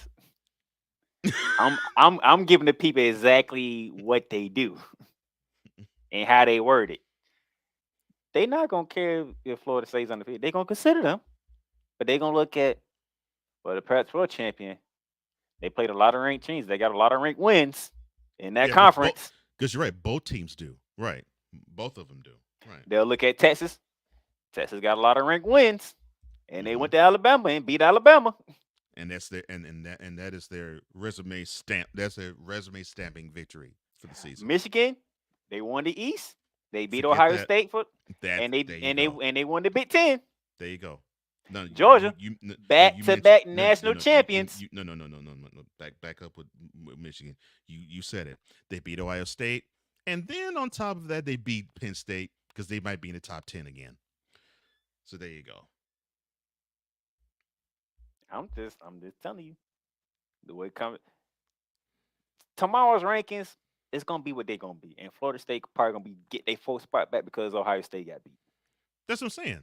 Yeah, Florida State's probably be in the top 4, and but to me, they wouldn't do a thing to get out of that top 4 unless they lose in the ACC championship. What I want to caution Florida State: don't get too happy about that, because if I put it in order, the ACC Conference Championship game is probably at the bottom of the poll in terms of importance. Yeah, because let's be honest. The game of the week is going to be the Pac-12 championship. I mean, actually, we got 2 game of the weeks, to be honest. Well, yeah, I know. The SEC championship is big too, but the Pac-12 championship to me is going to be what moves the needle more. Is what I'm saying. Because to me, it's open and shut. Georgia loses their end, Georgia wins their end. There isn't a mystery with that one. The Pac-12 championship, that's a playoff game right there. Winner goes in, loser has to play a New Year's Day bowl.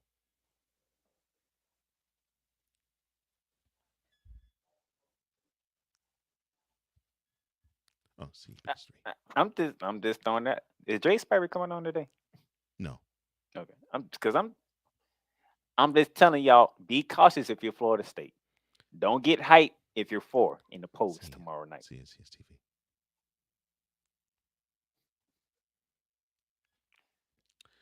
But I look at it this way. Like I said, Georgia's in no matter what. Michigan is almost in no matter what. But I think the committee wants to have a reason to get them out. It's messed up to look at it that way, but that's how I see it. They're looking for a way to get them out. Well, because I don't think they want Michigan in there. Because the committee, they can't hand out punishments. That's what I'm saying. So that would be tantamount. So they have to do their job, which means Michigan is still winning. So, but have to do a tantamount to a punishment. So they have to hope Iowa wins, and the case now can be proven. Well, you don't have to win the conference championship, but if you have one loss and it's in the conference championship, that should get us the ticket to be punched in to the playoff. So you got Michigan who would probably say that, but then the committee be like, nah, you lost to Iowa. Even though it is in the Big Ten championship, you still lost to Iowa in Indy. No, we ain't going to let you in. And that's the punishment. And that would definitely put Florida State in. And that's what I'm saying. If Iowa beats Michigan, then that's not then your argument, I won't say it's flawed. Then your argument has no point because Florida State would slide in that spot no matter what. But I'm saying I think Florida State's in if they win in the championship game, period. See, I think Coop misunderstand what I'm saying. They done their job. Is what happened outside of them that's killing them right now.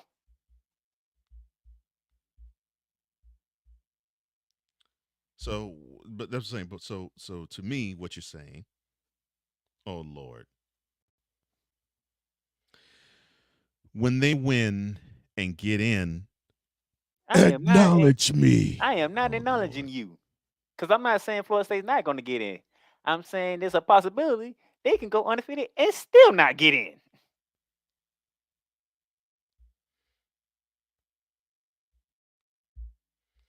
If Louisville would have beat Kentucky, we won't be having this conversation. Because Louisville would still be ranked in the top 10.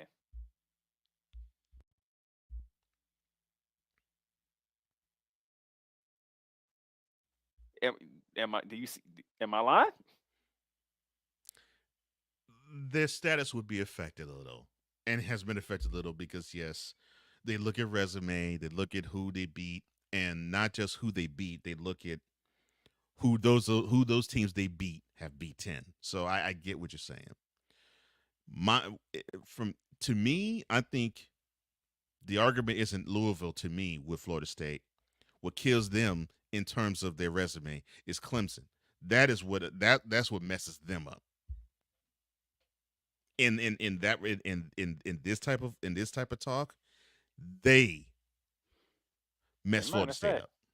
Matter of fact, Clemson was supposed to beat South Carolina. How did that game go? Let me go back. I don't know how that game went against South Carolina. Because to me, they mess Florida State up in having a horrible season this year. They mess Florida State up. And if I'm looking at this, they beat South Carolina, so they went 8-4. That's what I'm saying. Clemson, they messed them 8-4. That's saying Clemson messed them up, in my opinion. And LSU, that win against LSU don't help either because they lost 3 games. Well, true, it doesn't really help them out, but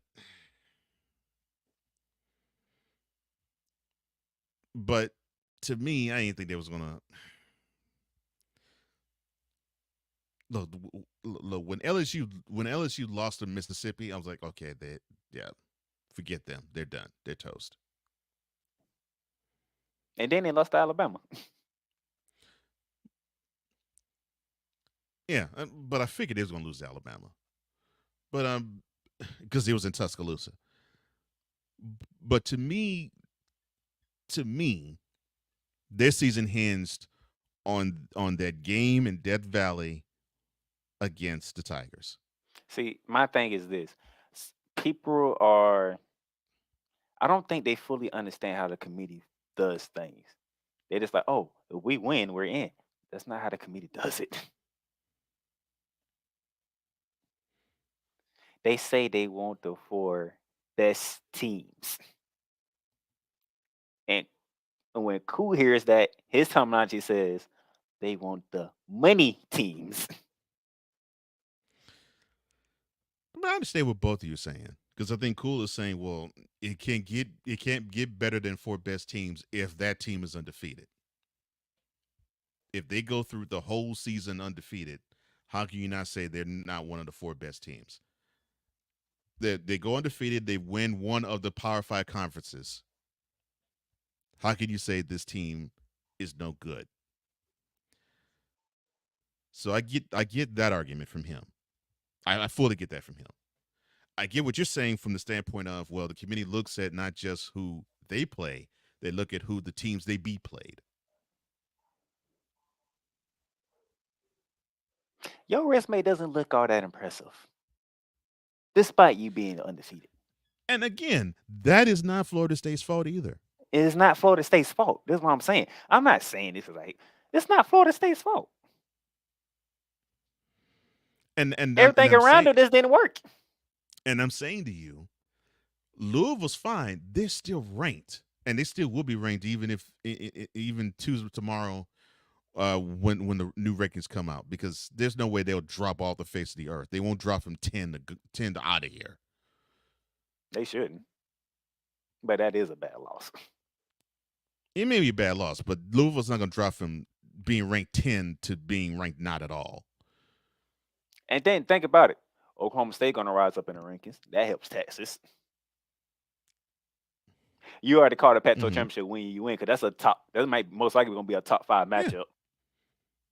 Well, yeah. Alabama going to move up in the rankings. So Alabama going to move up in the rankings. So that's a top 10 matchup regardless. It's going to be one versus whoever they decide to put Alabama at. So you can possibly have 3 top 15 matches. That does not include Florida State and Louisville. Well, top what? Top 15. It still might include them. It depends on how far they drop Louisville. Because Louisville might not drop past 15, but you never know. You're going to have 2 top 10 matchups in conference championships already. Yeah, now top 10, I agree. That won't happen. But yeah. It's a lot to figure out. Yeah, it is. Let me see. Take a break. You got one more thing to do. No, I'm about to. But currently, right now, as it stands, you got Georgia ranked 1, Michigan's ranked 2, Washington's ranked 3, Florida State's ranked 4, Oregon's 5, and Ohio State's 6. And Louisville right now is ranked 15. There you go. So that's the AP poll. Let me see. No, I'm sorry, it's the coach. Yeah, it's AP poll. Yeah. It's AP poll. I don't care about the AP poll. Once November hit, it's all about the CFP poll. All right. Let me go to the CFP poll then.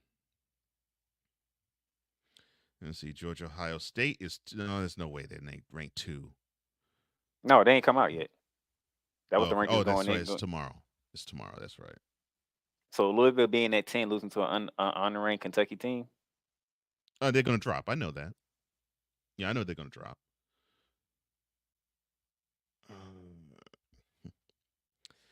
All right. Well then, why not? All right, we'll take one more break. And yes, on this extended edition of Snowman in the Morning, when we come back.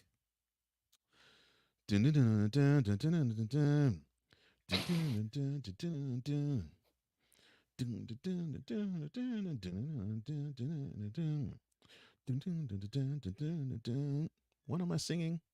Poorly? Because I don't feel like doing the guitar on it. I love the song anyway. You have to find out on the other side.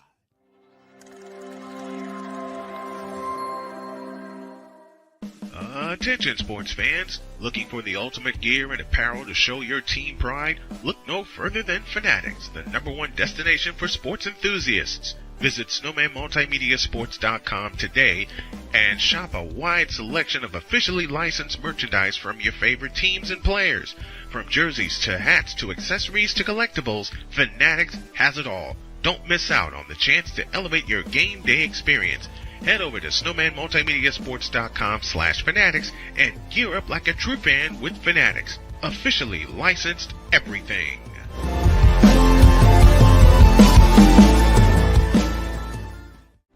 Are you ready to upgrade your coffee game?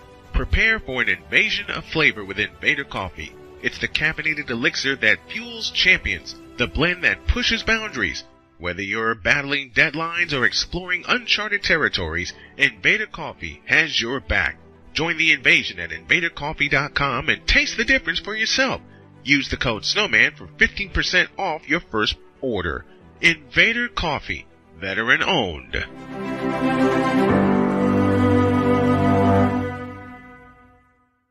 Hey, Eagles fan. Join my man Cool McCain and a host of others as they break down every single game, every single week in an objective manner, and also from a fan's perspective as well. Remember, this cast feels just like you. Nobody likes you. And you don't care. Fly, Eagles, fly. Eagles Elite Podcast. Every Wednesday at 8:30 p.m. Eastern on YouTube and other podcast outlets.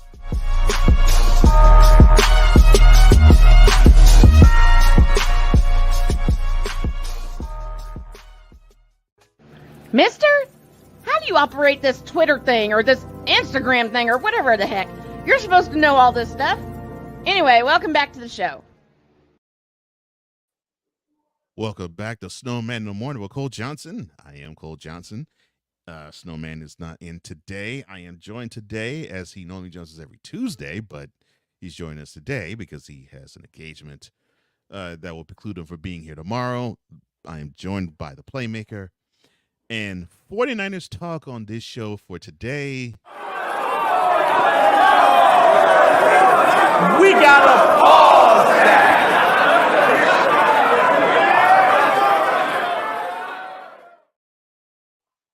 You will get your fill throughout the rest of the week.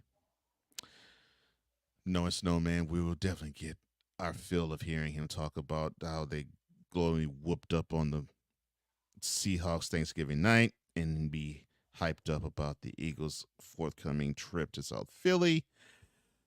But that's neither here nor there, because there was an event that took place Saturday night. It normally takes place around this time every year. And it was Survivor Series for WWE. And WWE might have made, I would call it pay-per-view, but they now call it premium live events. They may have made this year's Survivor Series the most wow, the PLE that had the most wow factor to it. Because you had returns. You had the return of R-Truth in a commercial, backstage commercial, Ruffles. You had the return, of course, of Randy Orton, the Viper, in the men's War Games match. And oh yeah, this event took place in Chicago, so of course, what wrestling event in Chicago would be complete? Would be complete? Sans a CM Punk sighting. And after the men's match, which was the main event of the card, finished up, it was teased as if the PLE was ending for the day, and then you hear the static, and then you hear Cult of Personality by Living Color play. And of course, you didn't hear a thing after that because the crowd drowned out everything else. And then about maybe 5-7 seconds later, out comes CM Punk to a raucous roar from the Chicago crowd. And I almost have to ask the question. I'm not going to do it now, seriously, but I almost have to ask the question, what wrestler has the greatest home court advantage? Because I can't think of one that has one bigger than CM Punk does. Because every time you mention CM Punk's name in Chicago, he gets a hero's welcome every single time, no matter if he's a face or a heel. But your thoughts, sir? So first, Monarchs of Wrestling tonight, 6:30.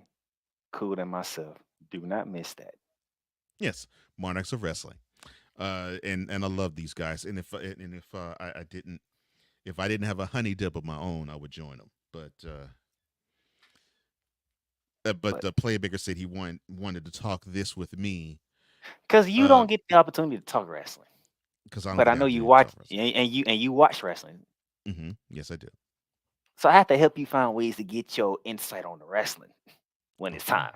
Gotcha. All right. Well, before we get to CM Punk stuff and even the men's War Games match, the women's War Games match took place. I happen to love what they're doing with damage control because, I mean, sometimes I really believe the best angles are things that you can telegraph coming. And it I mean, it is not. Cool. It is. I met. He doesn't get to join us. So when when tonight, me and you, we're gonna have our discussion. Cole doesn't get that opportunity, so I got to give him the opportunity.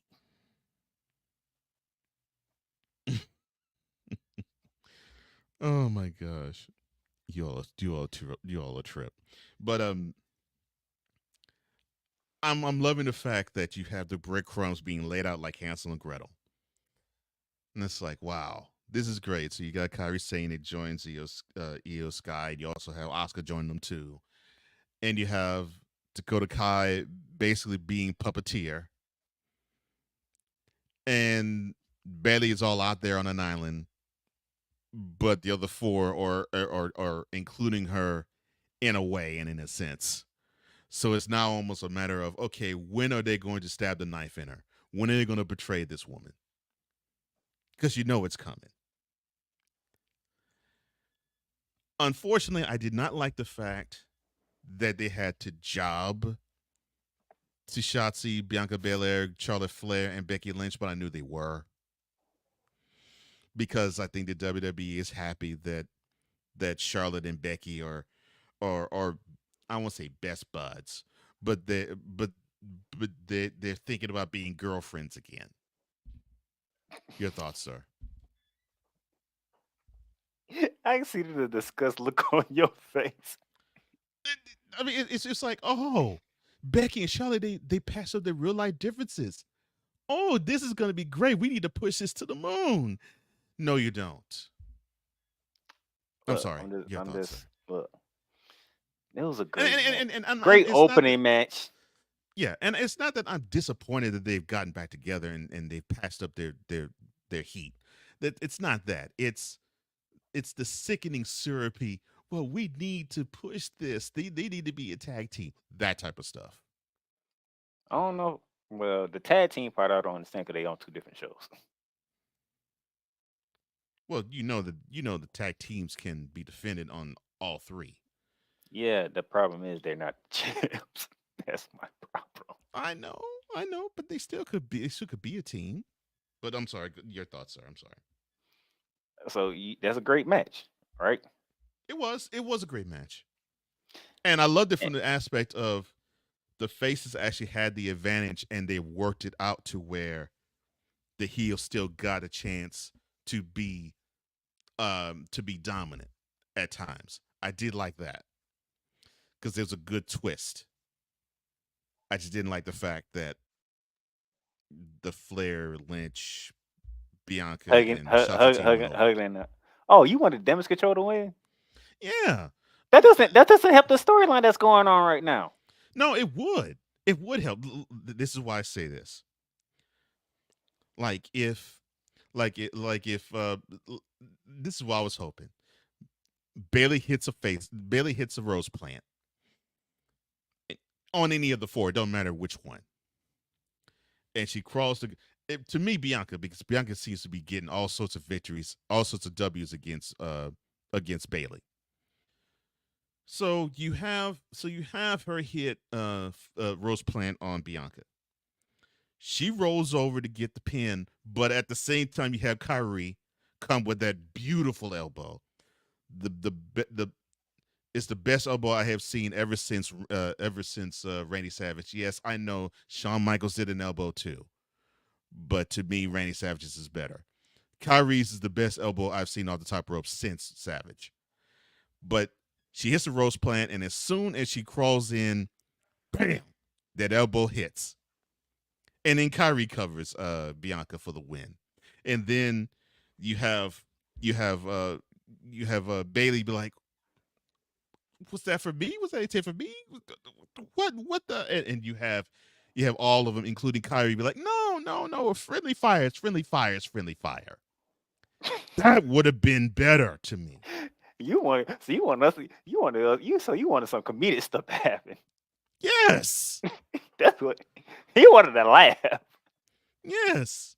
I'm like, oh my gosh. You No, you almost think it was a mistake, but it wasn't. That would be knowing intended. the fact that Kyrie, Io, and Oscar don't speak English that darn well. Right.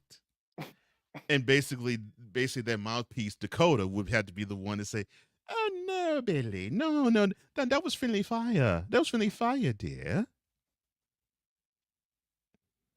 No, Kyrie did that. That elbow was meant for Bianca. It was not meant for you. That's what I was hoping for. But everybody in the damn arena knows that was actually for you. But I understood that we had to get our tea sipping moment again. So you looking at the tea sipping moment. Who took the pin? Bailey took the pin. I get that. I understand. I'm not saying that it was bad. And I'm not saying that they did wrong. I get why they went the way they went. It's like, okay, Bailey took the pin. And so this furthers when they're going to be on the outs with Bailey. I get that. I just wanted to be done differently. You want to be done differently. Okay. Yeah. I wanted Bailey to feel the pain. Oh, she felt that all right.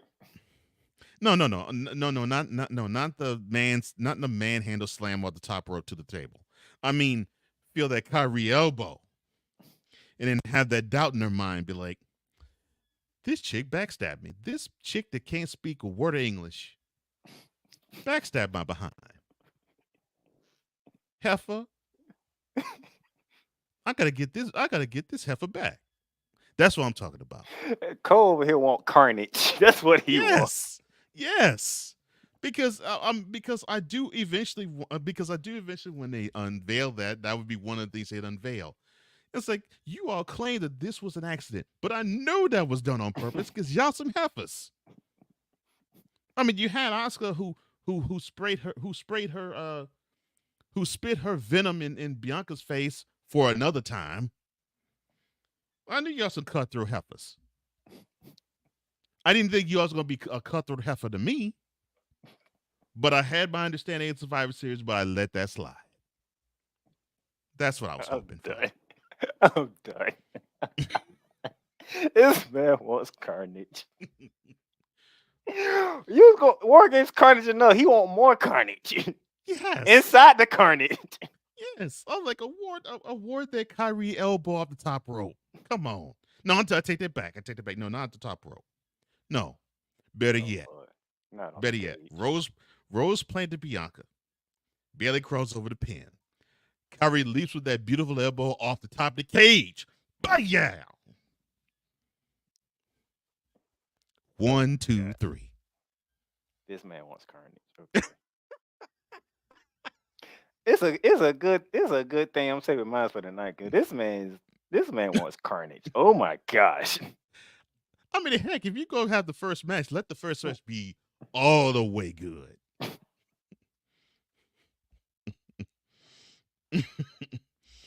Well, I'm trying because I think she's from New Zealand. I'm trying my best to actually have some accent that she has. That's why I was talking like that. But but yeah, look, I love the match. It was good. I just think that touch would have been better, in my opinion. That's all. That's all. I didn't say it was bad. It was good. I just knew that we had to have our syrupy moment of, oh, Charlotte and Becky, they passed over the differences. Of course, in the middle of the match, they hug. And that was the end of the match from that point forward. Basically, yeah. Then it was like a 4-on-1 with Bayley. But yeah. All right, so you had that, and then the next match. Did the Miz do you justice? Miz versus Gunther.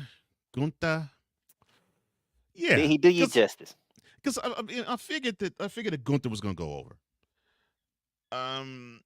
And now I think WWE is wisening up. They need to get him. They need to get him paired off with people who, okay, you have a feeling he will go over against them, but now this will pad his resume. And I'm glad they're going this route. So Miz did a great job. And I know Miz is not the best face in the world because he's the type that it's best that he gets on your nerves because he gets on everybody's nerves and he loves getting on everybody's nerves. But it's cool that he was a face in this case. So yeah, he did a good job. He did. That's all I need to know because I know you had your questions about Miz and being turned to face. Now you're going against Gunther. You had your questions. I remembered.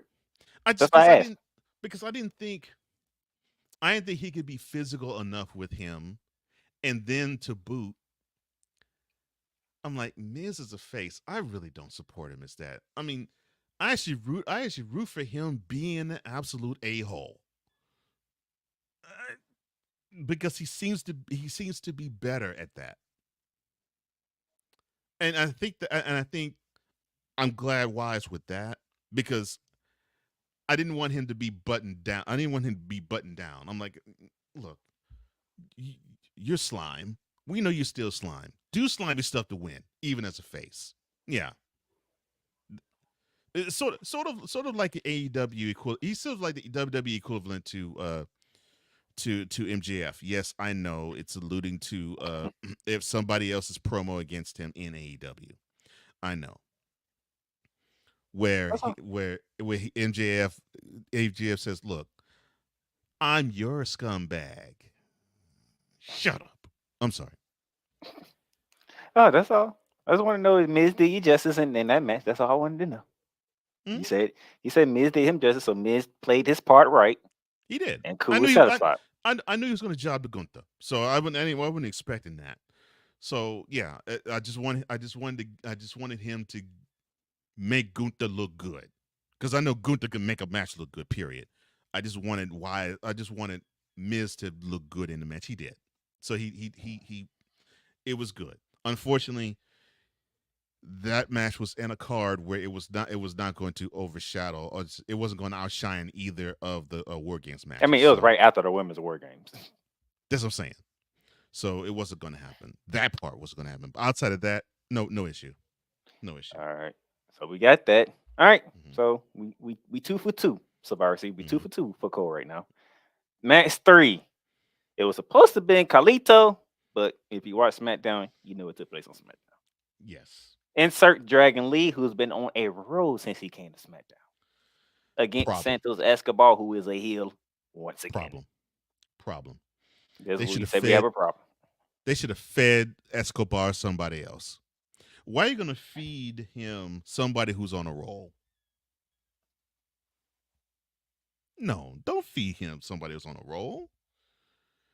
No, have one of his old Legado de Fantasma cronies go up against him, and he could tear them apart.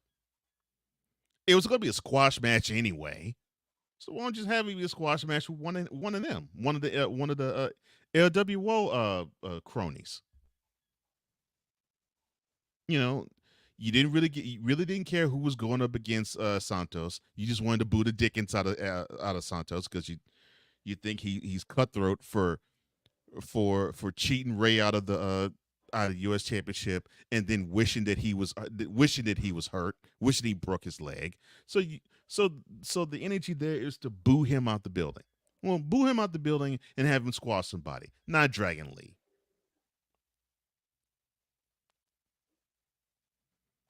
We're on agreement on that.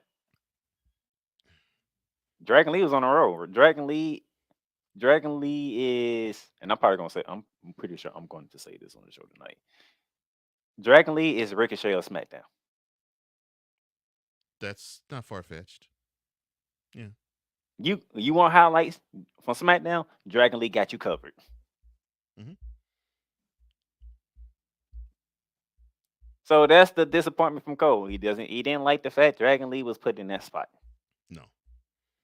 No. Have something to squash somebody else. So you've been saying keep rolling with Dragon Lee the way they were.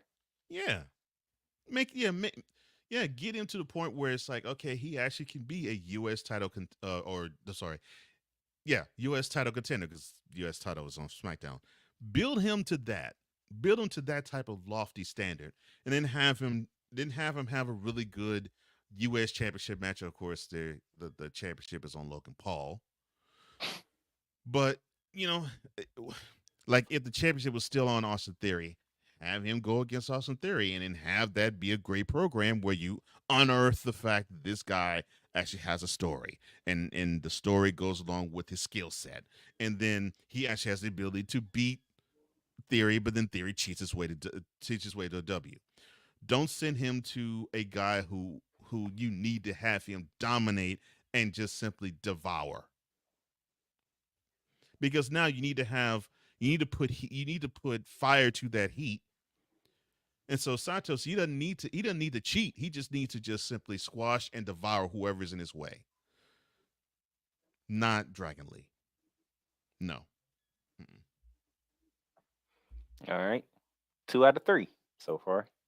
Match 4, Women's Championship.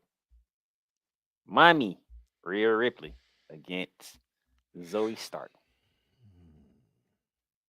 Mixed bag for me with that one. Really? The crowd wasn't into it, which is really odd for me to say about a Rhea Ripley match. Because no matter where she is, the crowd seems to like Rhea. But for some reason, it was like, okay, Zoe, yeah, she has some great moves, and it looks like she gave Rhea a hard time, but really don't give a crap about her. We still think of her as the lackey to thank you, Trish. We still think of her as that. She really hasn't come up. Yeah, I know she had that. She had that decent showing in Saudi Arabia, but we don't give a crap about that. She still is Trish's lackey. Oh, and yeah, she now got together with Shayna Baszler. They look like they're gonna be a tag team sometime soon. People didn't really care about her, and you could hear it in the crowd. And it was like, okay, they're going through the motions, which sucks because you don't want to see that in the ring. And Rhea actually made Zoe look really good. The match just was okay. The match could have been on Raw. That's what I thought about it. I like where they're going with these matches now. More and more, they're showing more vulnerability to the champ. And I think it started with Zoe for saying, you're being pulled in too many directions. Oh, no, the angle was great. I love what they were doing with the angle. Because if they want to go this route, they can go with the route of, okay, we're going to take the towel off of Rhea. And the seeds have been planted for that. The question is who? And then, do we actually want to have her become a babyface at some point down the line too? So I get those aspects. The storyline I liked. The match I didn't. Okay. That's that. And then, but we only had 5 matches. So that leads us to the main event. The men's War Games. It was announced Randy Orton was coming back.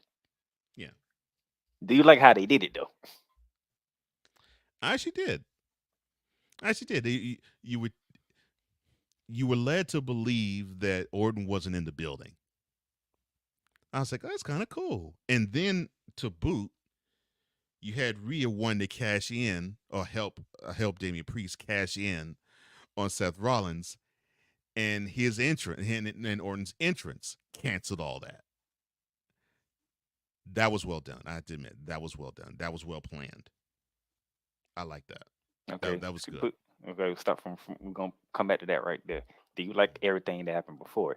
Because Judgment Day, dominant. Yeah, I did. Because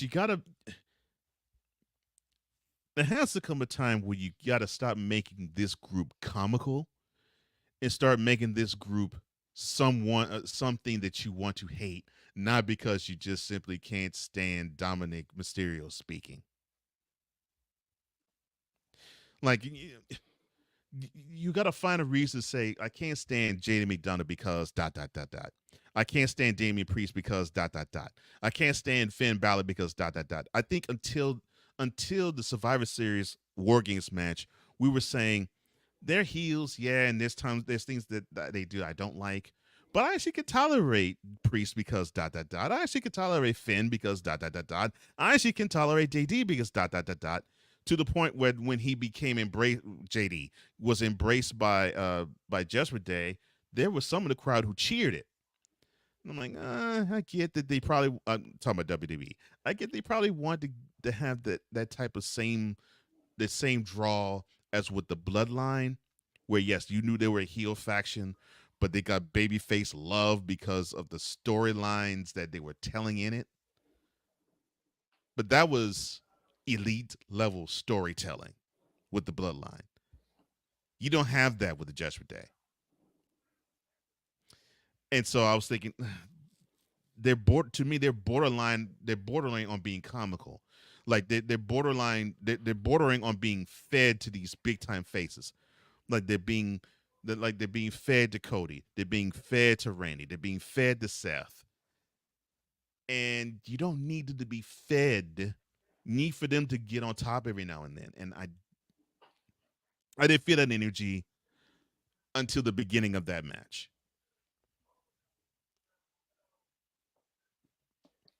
If that makes sense. Okay, because from what you're saying, when it came to JD Madonna kept taking the bullets for them. Right. Mostly Damian Priest. Yeah, took and Damian Priest and every time Damian Priest wanted to take his head off, regardless. Mm-hmm. So when it was Damian Priest who finally put him in Judgment Day, that's why the crowd was cheering. I got that. That's what I'm saying. Storyline wise, it made sense, and I saw it. But it wasn't elite level storytelling. It was good storytelling. But I mean, it wasn't along the lines of, wow, Sammy really doesn't fit with the rest of the Bloodline, but doggone, he's doing everything he can to try to fit in. And he's being like this hard luck guy that he's doing everything he can to fit in, but the crew doesn't fully embrace him. And then Jimmy embraces him. Paul doesn't embrace anybody, so he doesn't count. So, Jimmy embraces him. Then Solo embraces him. Then Roman finally embraces him. To the point where he had a shirt made called Honorary Uso. And then last year's Survivor Series, when he delivered a haluva kick to Kevin Owens and got the pin on him. The embrace by Jay to Sam. He served KO up to Jay. I'm sorry. Sorry. The haluva kick to Jay, and then Jay jumped on the top rope for the 1, 2, 3. And then the hug that Jay delivered to Sammy. I think WWE wanted to recreate that similar type of moment with Judgment Day, and it fell flat to me. So now we get speed back up to where we started at. Mommy brings out the briefcase because I mean they tore Cody, Sammy, Jay, and Seth apart. And that was beautiful. I like how they did that. So they tore them apart. Mommy comes with the briefcase. And then that music hit. I hear voices in my head. They come to me. They understand. They talk to me. When Randy Orton first came out, what was your thoughts? I was like, okay, well, he's back. It's cool. And then I saw him. I was like, oh my gosh, this dude actually looks better than he did when he left. I mean, he actually looked better. I mean, he actually looked healthier. He looked happier. And this is the one thing I will always say about Randy Orton. There's a few in the wrestling industry that just are straight up naturals. Randy Orton is a natural when it comes to wrestling. The dude is a natural.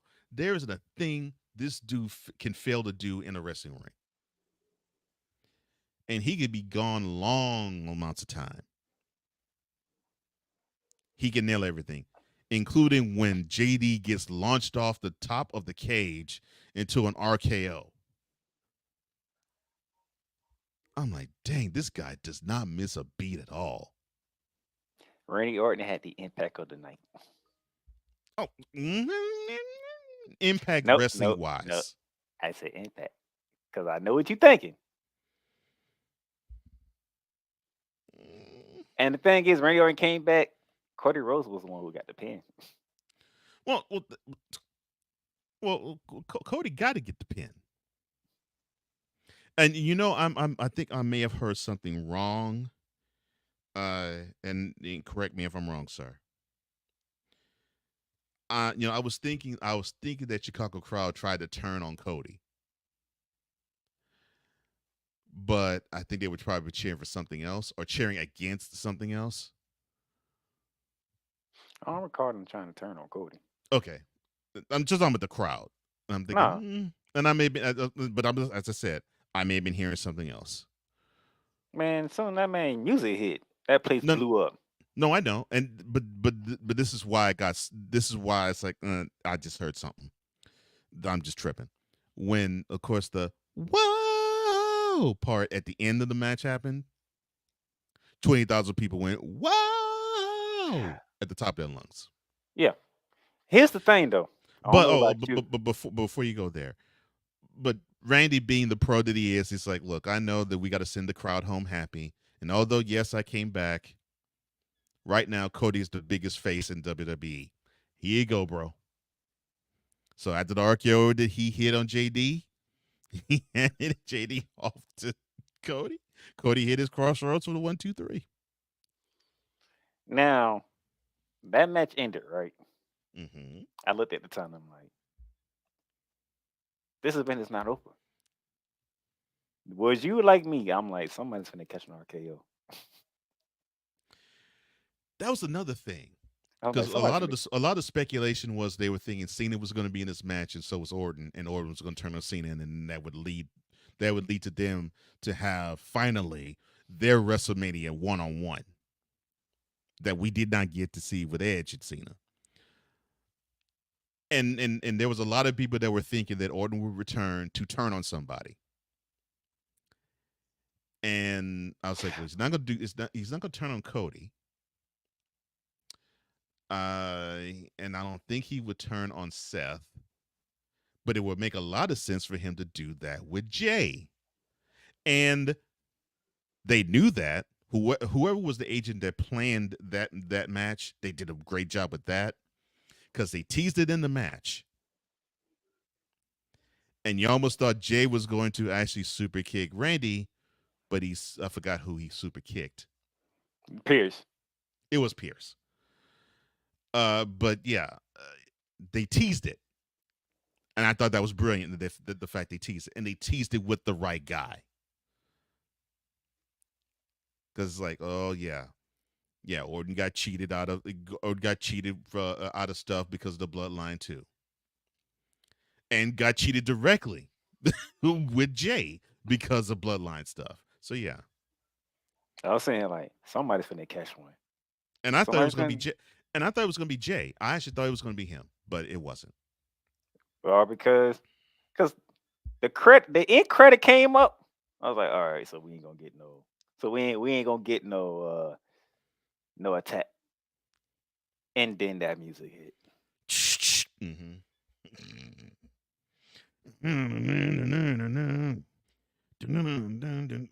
Yeah, it should be like and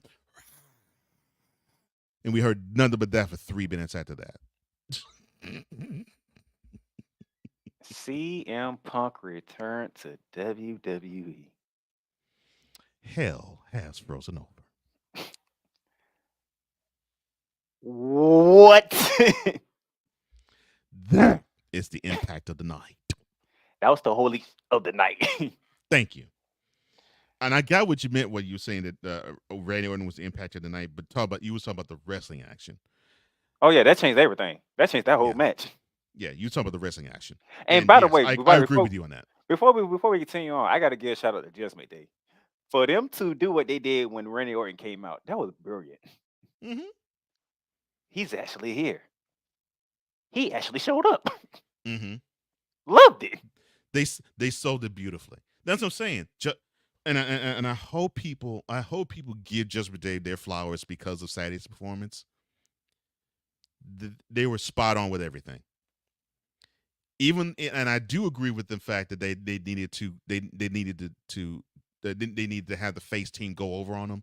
I agreed with that, but I love the fact that Judgment Day got a chance to truly dominate in that match, though.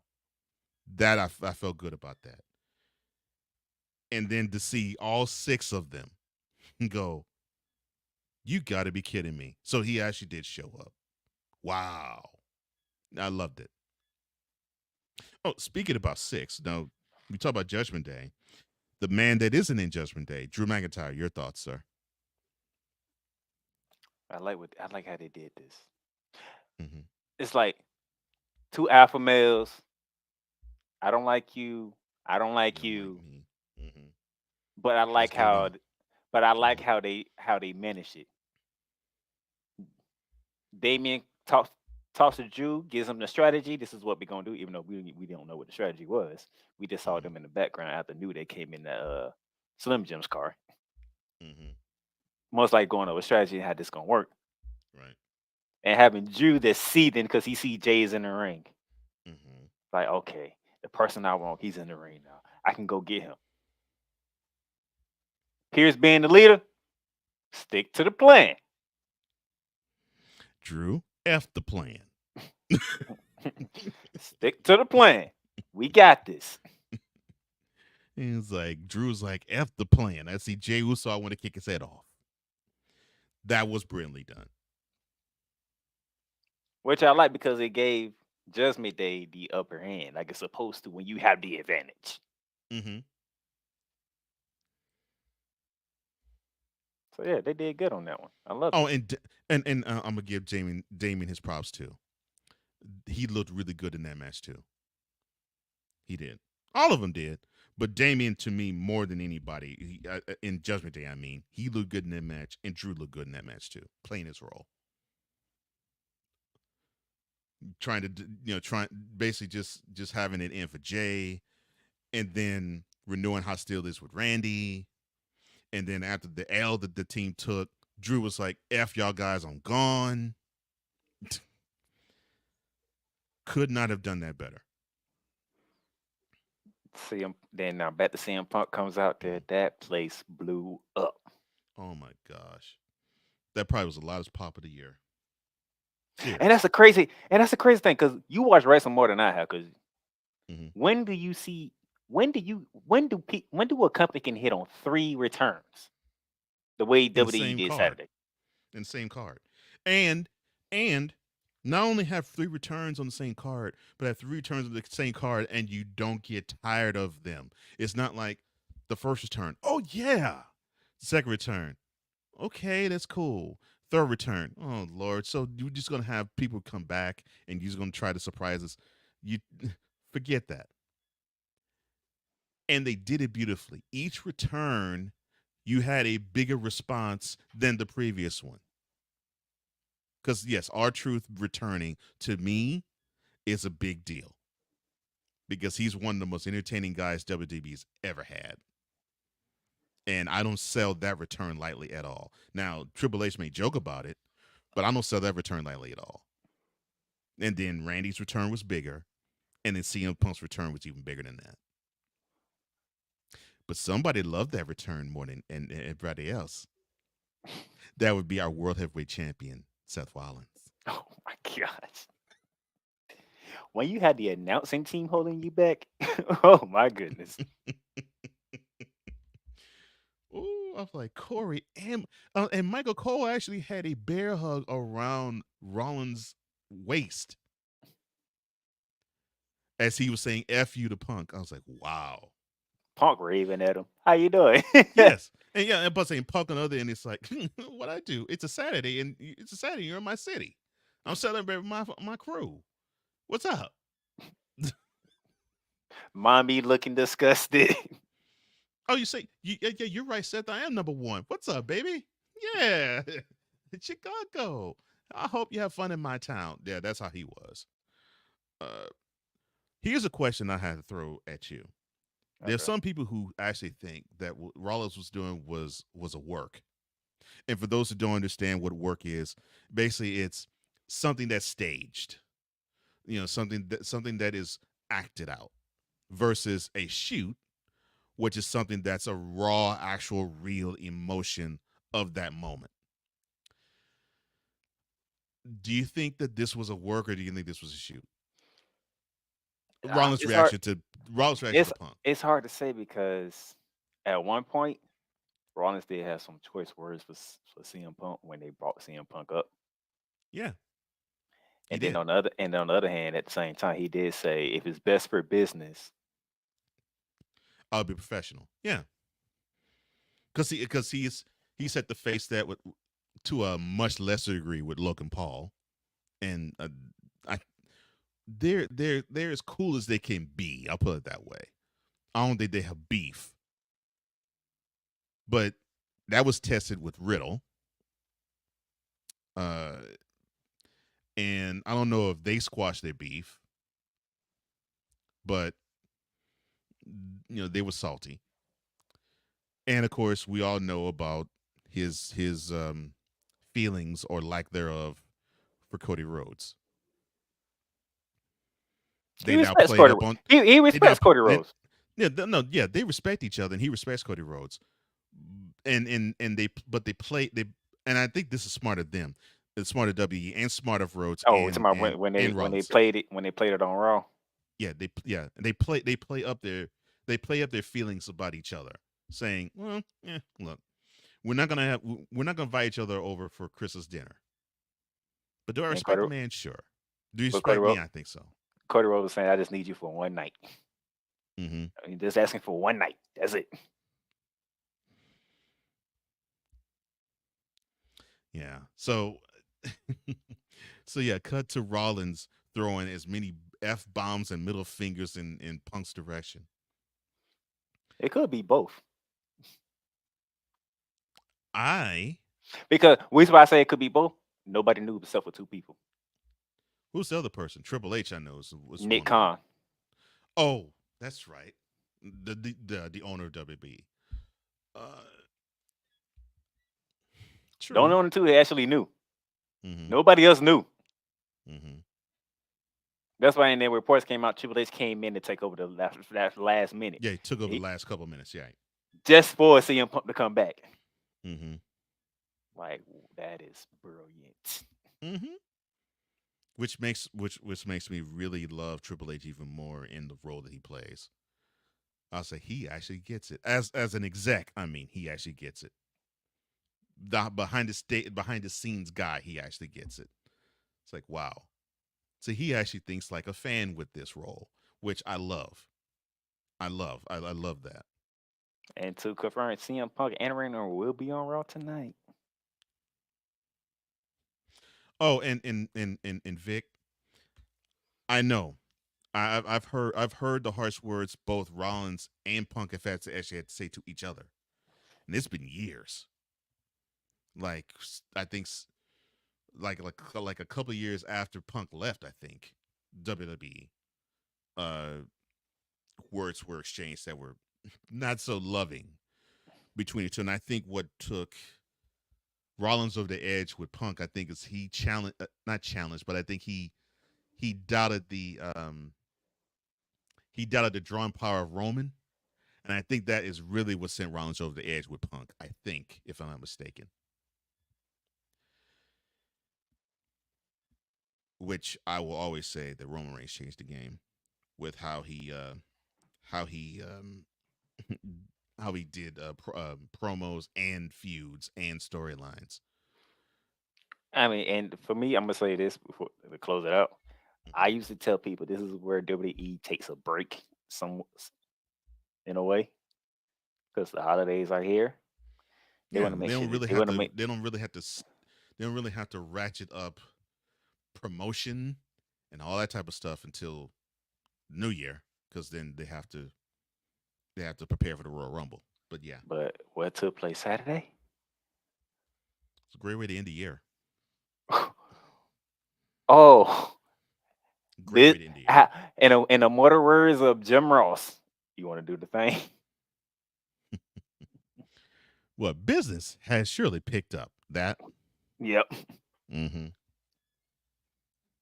Business has picked up, and now you can entertain many ideas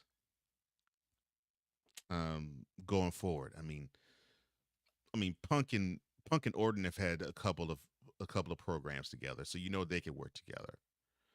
And Rollins and Punk worked together when Rollins was a member of the Shield, so it's not that they don't know how to work together. They've done it already. Just Punk has to work with Rollins since his post-Shield days.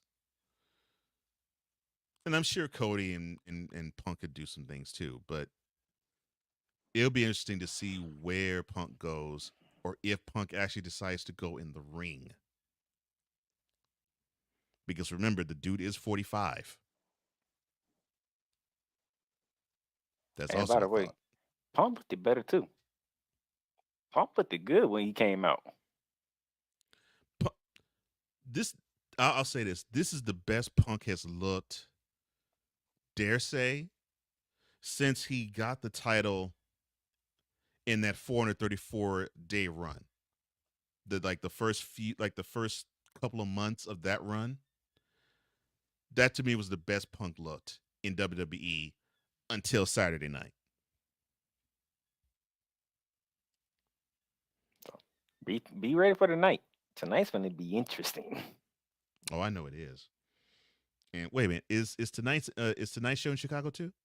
No. Let's see where Raw is tonight.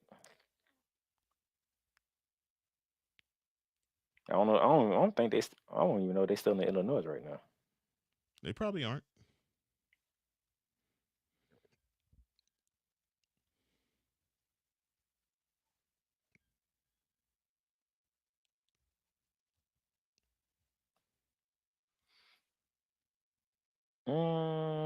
Let me see as I'm looking it up. Oh, dang, your neck of the woods. Nashville? They in Nashville tonight. Nashville. Wow. They in Nashville tonight. Wow, okay. That's 15 miles away from where I am. Okay. Oh, where the arena where they'll be. Yeah. Yeah, they 15 in Nashville miles tonight. and it should take me 20 minutes to get there. Yeah. Wow. Oh man, Nashville got a good one. And they like being here. WWE likes being in Nashville. So wow, okay.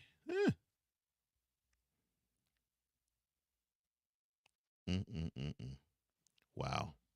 Well, I'll say this.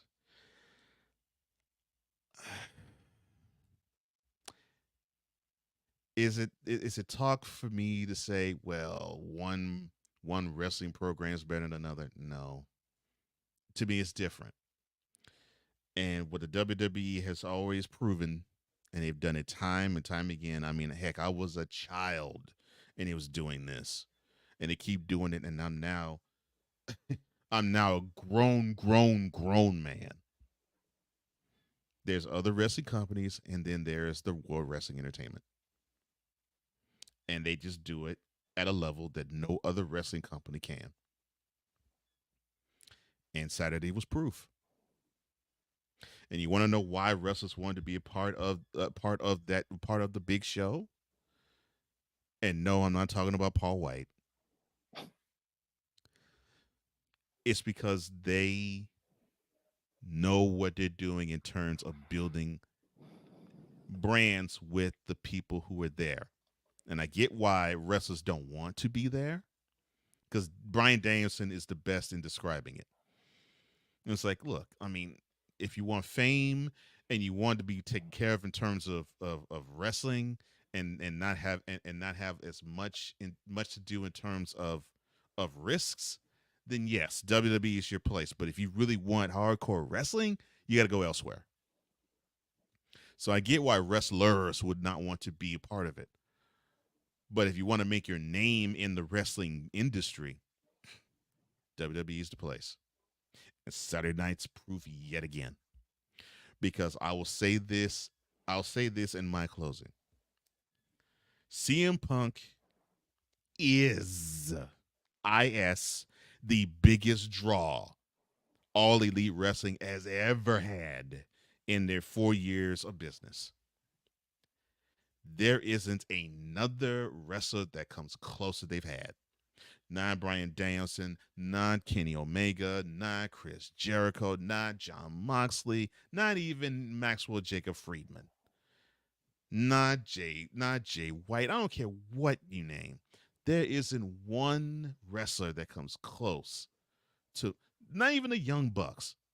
There isn't a wrestler that AEW has that has come close to moving the needle and moving those tickets like CM Punk did. Not a one. And now, the best draw AEW has ever had is working for WWE again. And they're hoping that Adam Copeland can bring the edge back. Ain't gonna happen. Not to mention, WWE's taking their time with another superstar that was AEW. Oh, you talking about Brian Pillman Jr.? No. Well, you can add him to the list, but I'm talking Jay Cargill. Well, you know they're taking their time with that. They don't have to rush that. And when she is let loose, she'll be a bigger star than she ever was in AEW. I'm this close to saying that she's a bigger star now, and she is in a match, than she was in the 2 years that she was in AEW. Yes, and I realized she had a pronounced winning streak that went 60 matches long, and all of that. I know, and she held the TBS title for over a year, almost 2 years. Yes, I'm aware of that. But this woman, without putting on a wrist lock on another woman, I think is a bigger star in the WWE than she ever was at AEW. I'm sorry, but when they had her go face to face with Charlotte, bam, right there. Everybody was like, "Sign me up right now." The show stopped. That's what I'm saying. When you saw these two almost 6 feet women, I mean, I'm sure they were both wearing heels. So with heels, they were both standing over 6 feet tall. When you had them looking literally eye to eye with each other, the show stopped. And Triple H, being the wise man that he was, felt it and saw it. You saw the smile on his face. He's like, the smile on his face said, "Oh, this is money." I mean, he knew it. He knew it because we felt it. I'm like, "Oh shoot, this is money." Oh my gosh. And I'm loving how Jade is, because she's trying, she's being classy and regal. I'm loving it. And I don't give a crap if she's a face or heel. She's playing her role beautifully.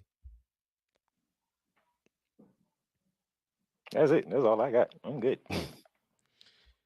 But yeah, I will say this. I know AEW.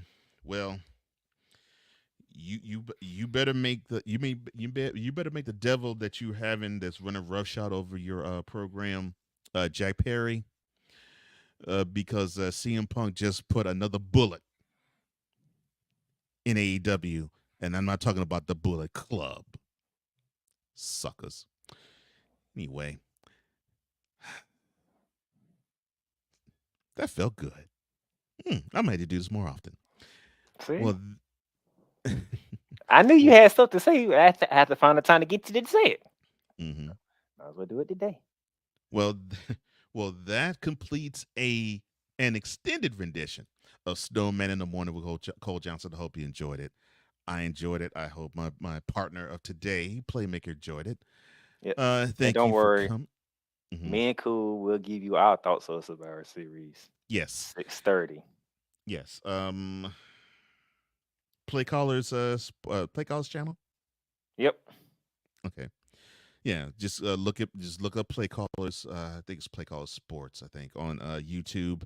That is where you will see them tonight, 6:30 p.m. Eastern, 5:30 where I am, which is Nashville, 3:30 out in the West Coast. You will hear him, my brother Playmaker, and my other brother Cool, as they talk about all things WWE, AEW, ROH, heck, maybe even New Japan. Who knows? And or any other place that big time wrestling news is taking place. And oh, by the way, yes, there's a show that's going to come on tonight. Raw. They'll give you their preview and their thoughts leading into that program tonight. But we shall step away for today. For the Playmaker, I am Cole, and for Brian Snow, who is not here, I will close in parting saying this. Take care. God bless. Remember to make your next move your best move. And always remember, your dreams don't scare you. They're just simply not big enough. Dream big to bigger. That's what we're doing. We're hoping the chat you're doing. And we hope in listening and the viewing audience, you're doing the same. For the Playmaker and for the Snowman, I am Cole, the EP of all EPs, saying so long. We'll see you tomorrow on Snowman in the Morning with Cole Johnson.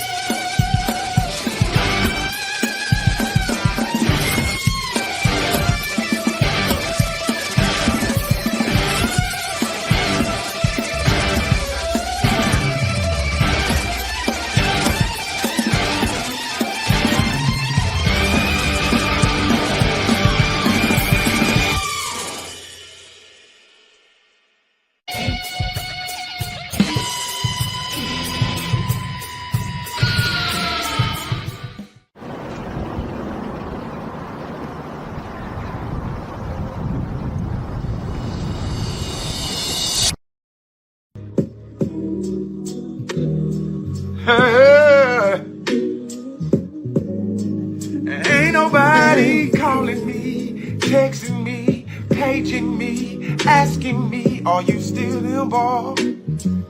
Pages don't exist no more. Calling me, texting me, paging me, asking me, am I still involved? Y'all use the check on. What's a text? What's a text? I'm still involved. Woo, oh, shut up, my boy. Speak proper English. Oh, I'm still them boys. I'm still them boys. Oh no. I'm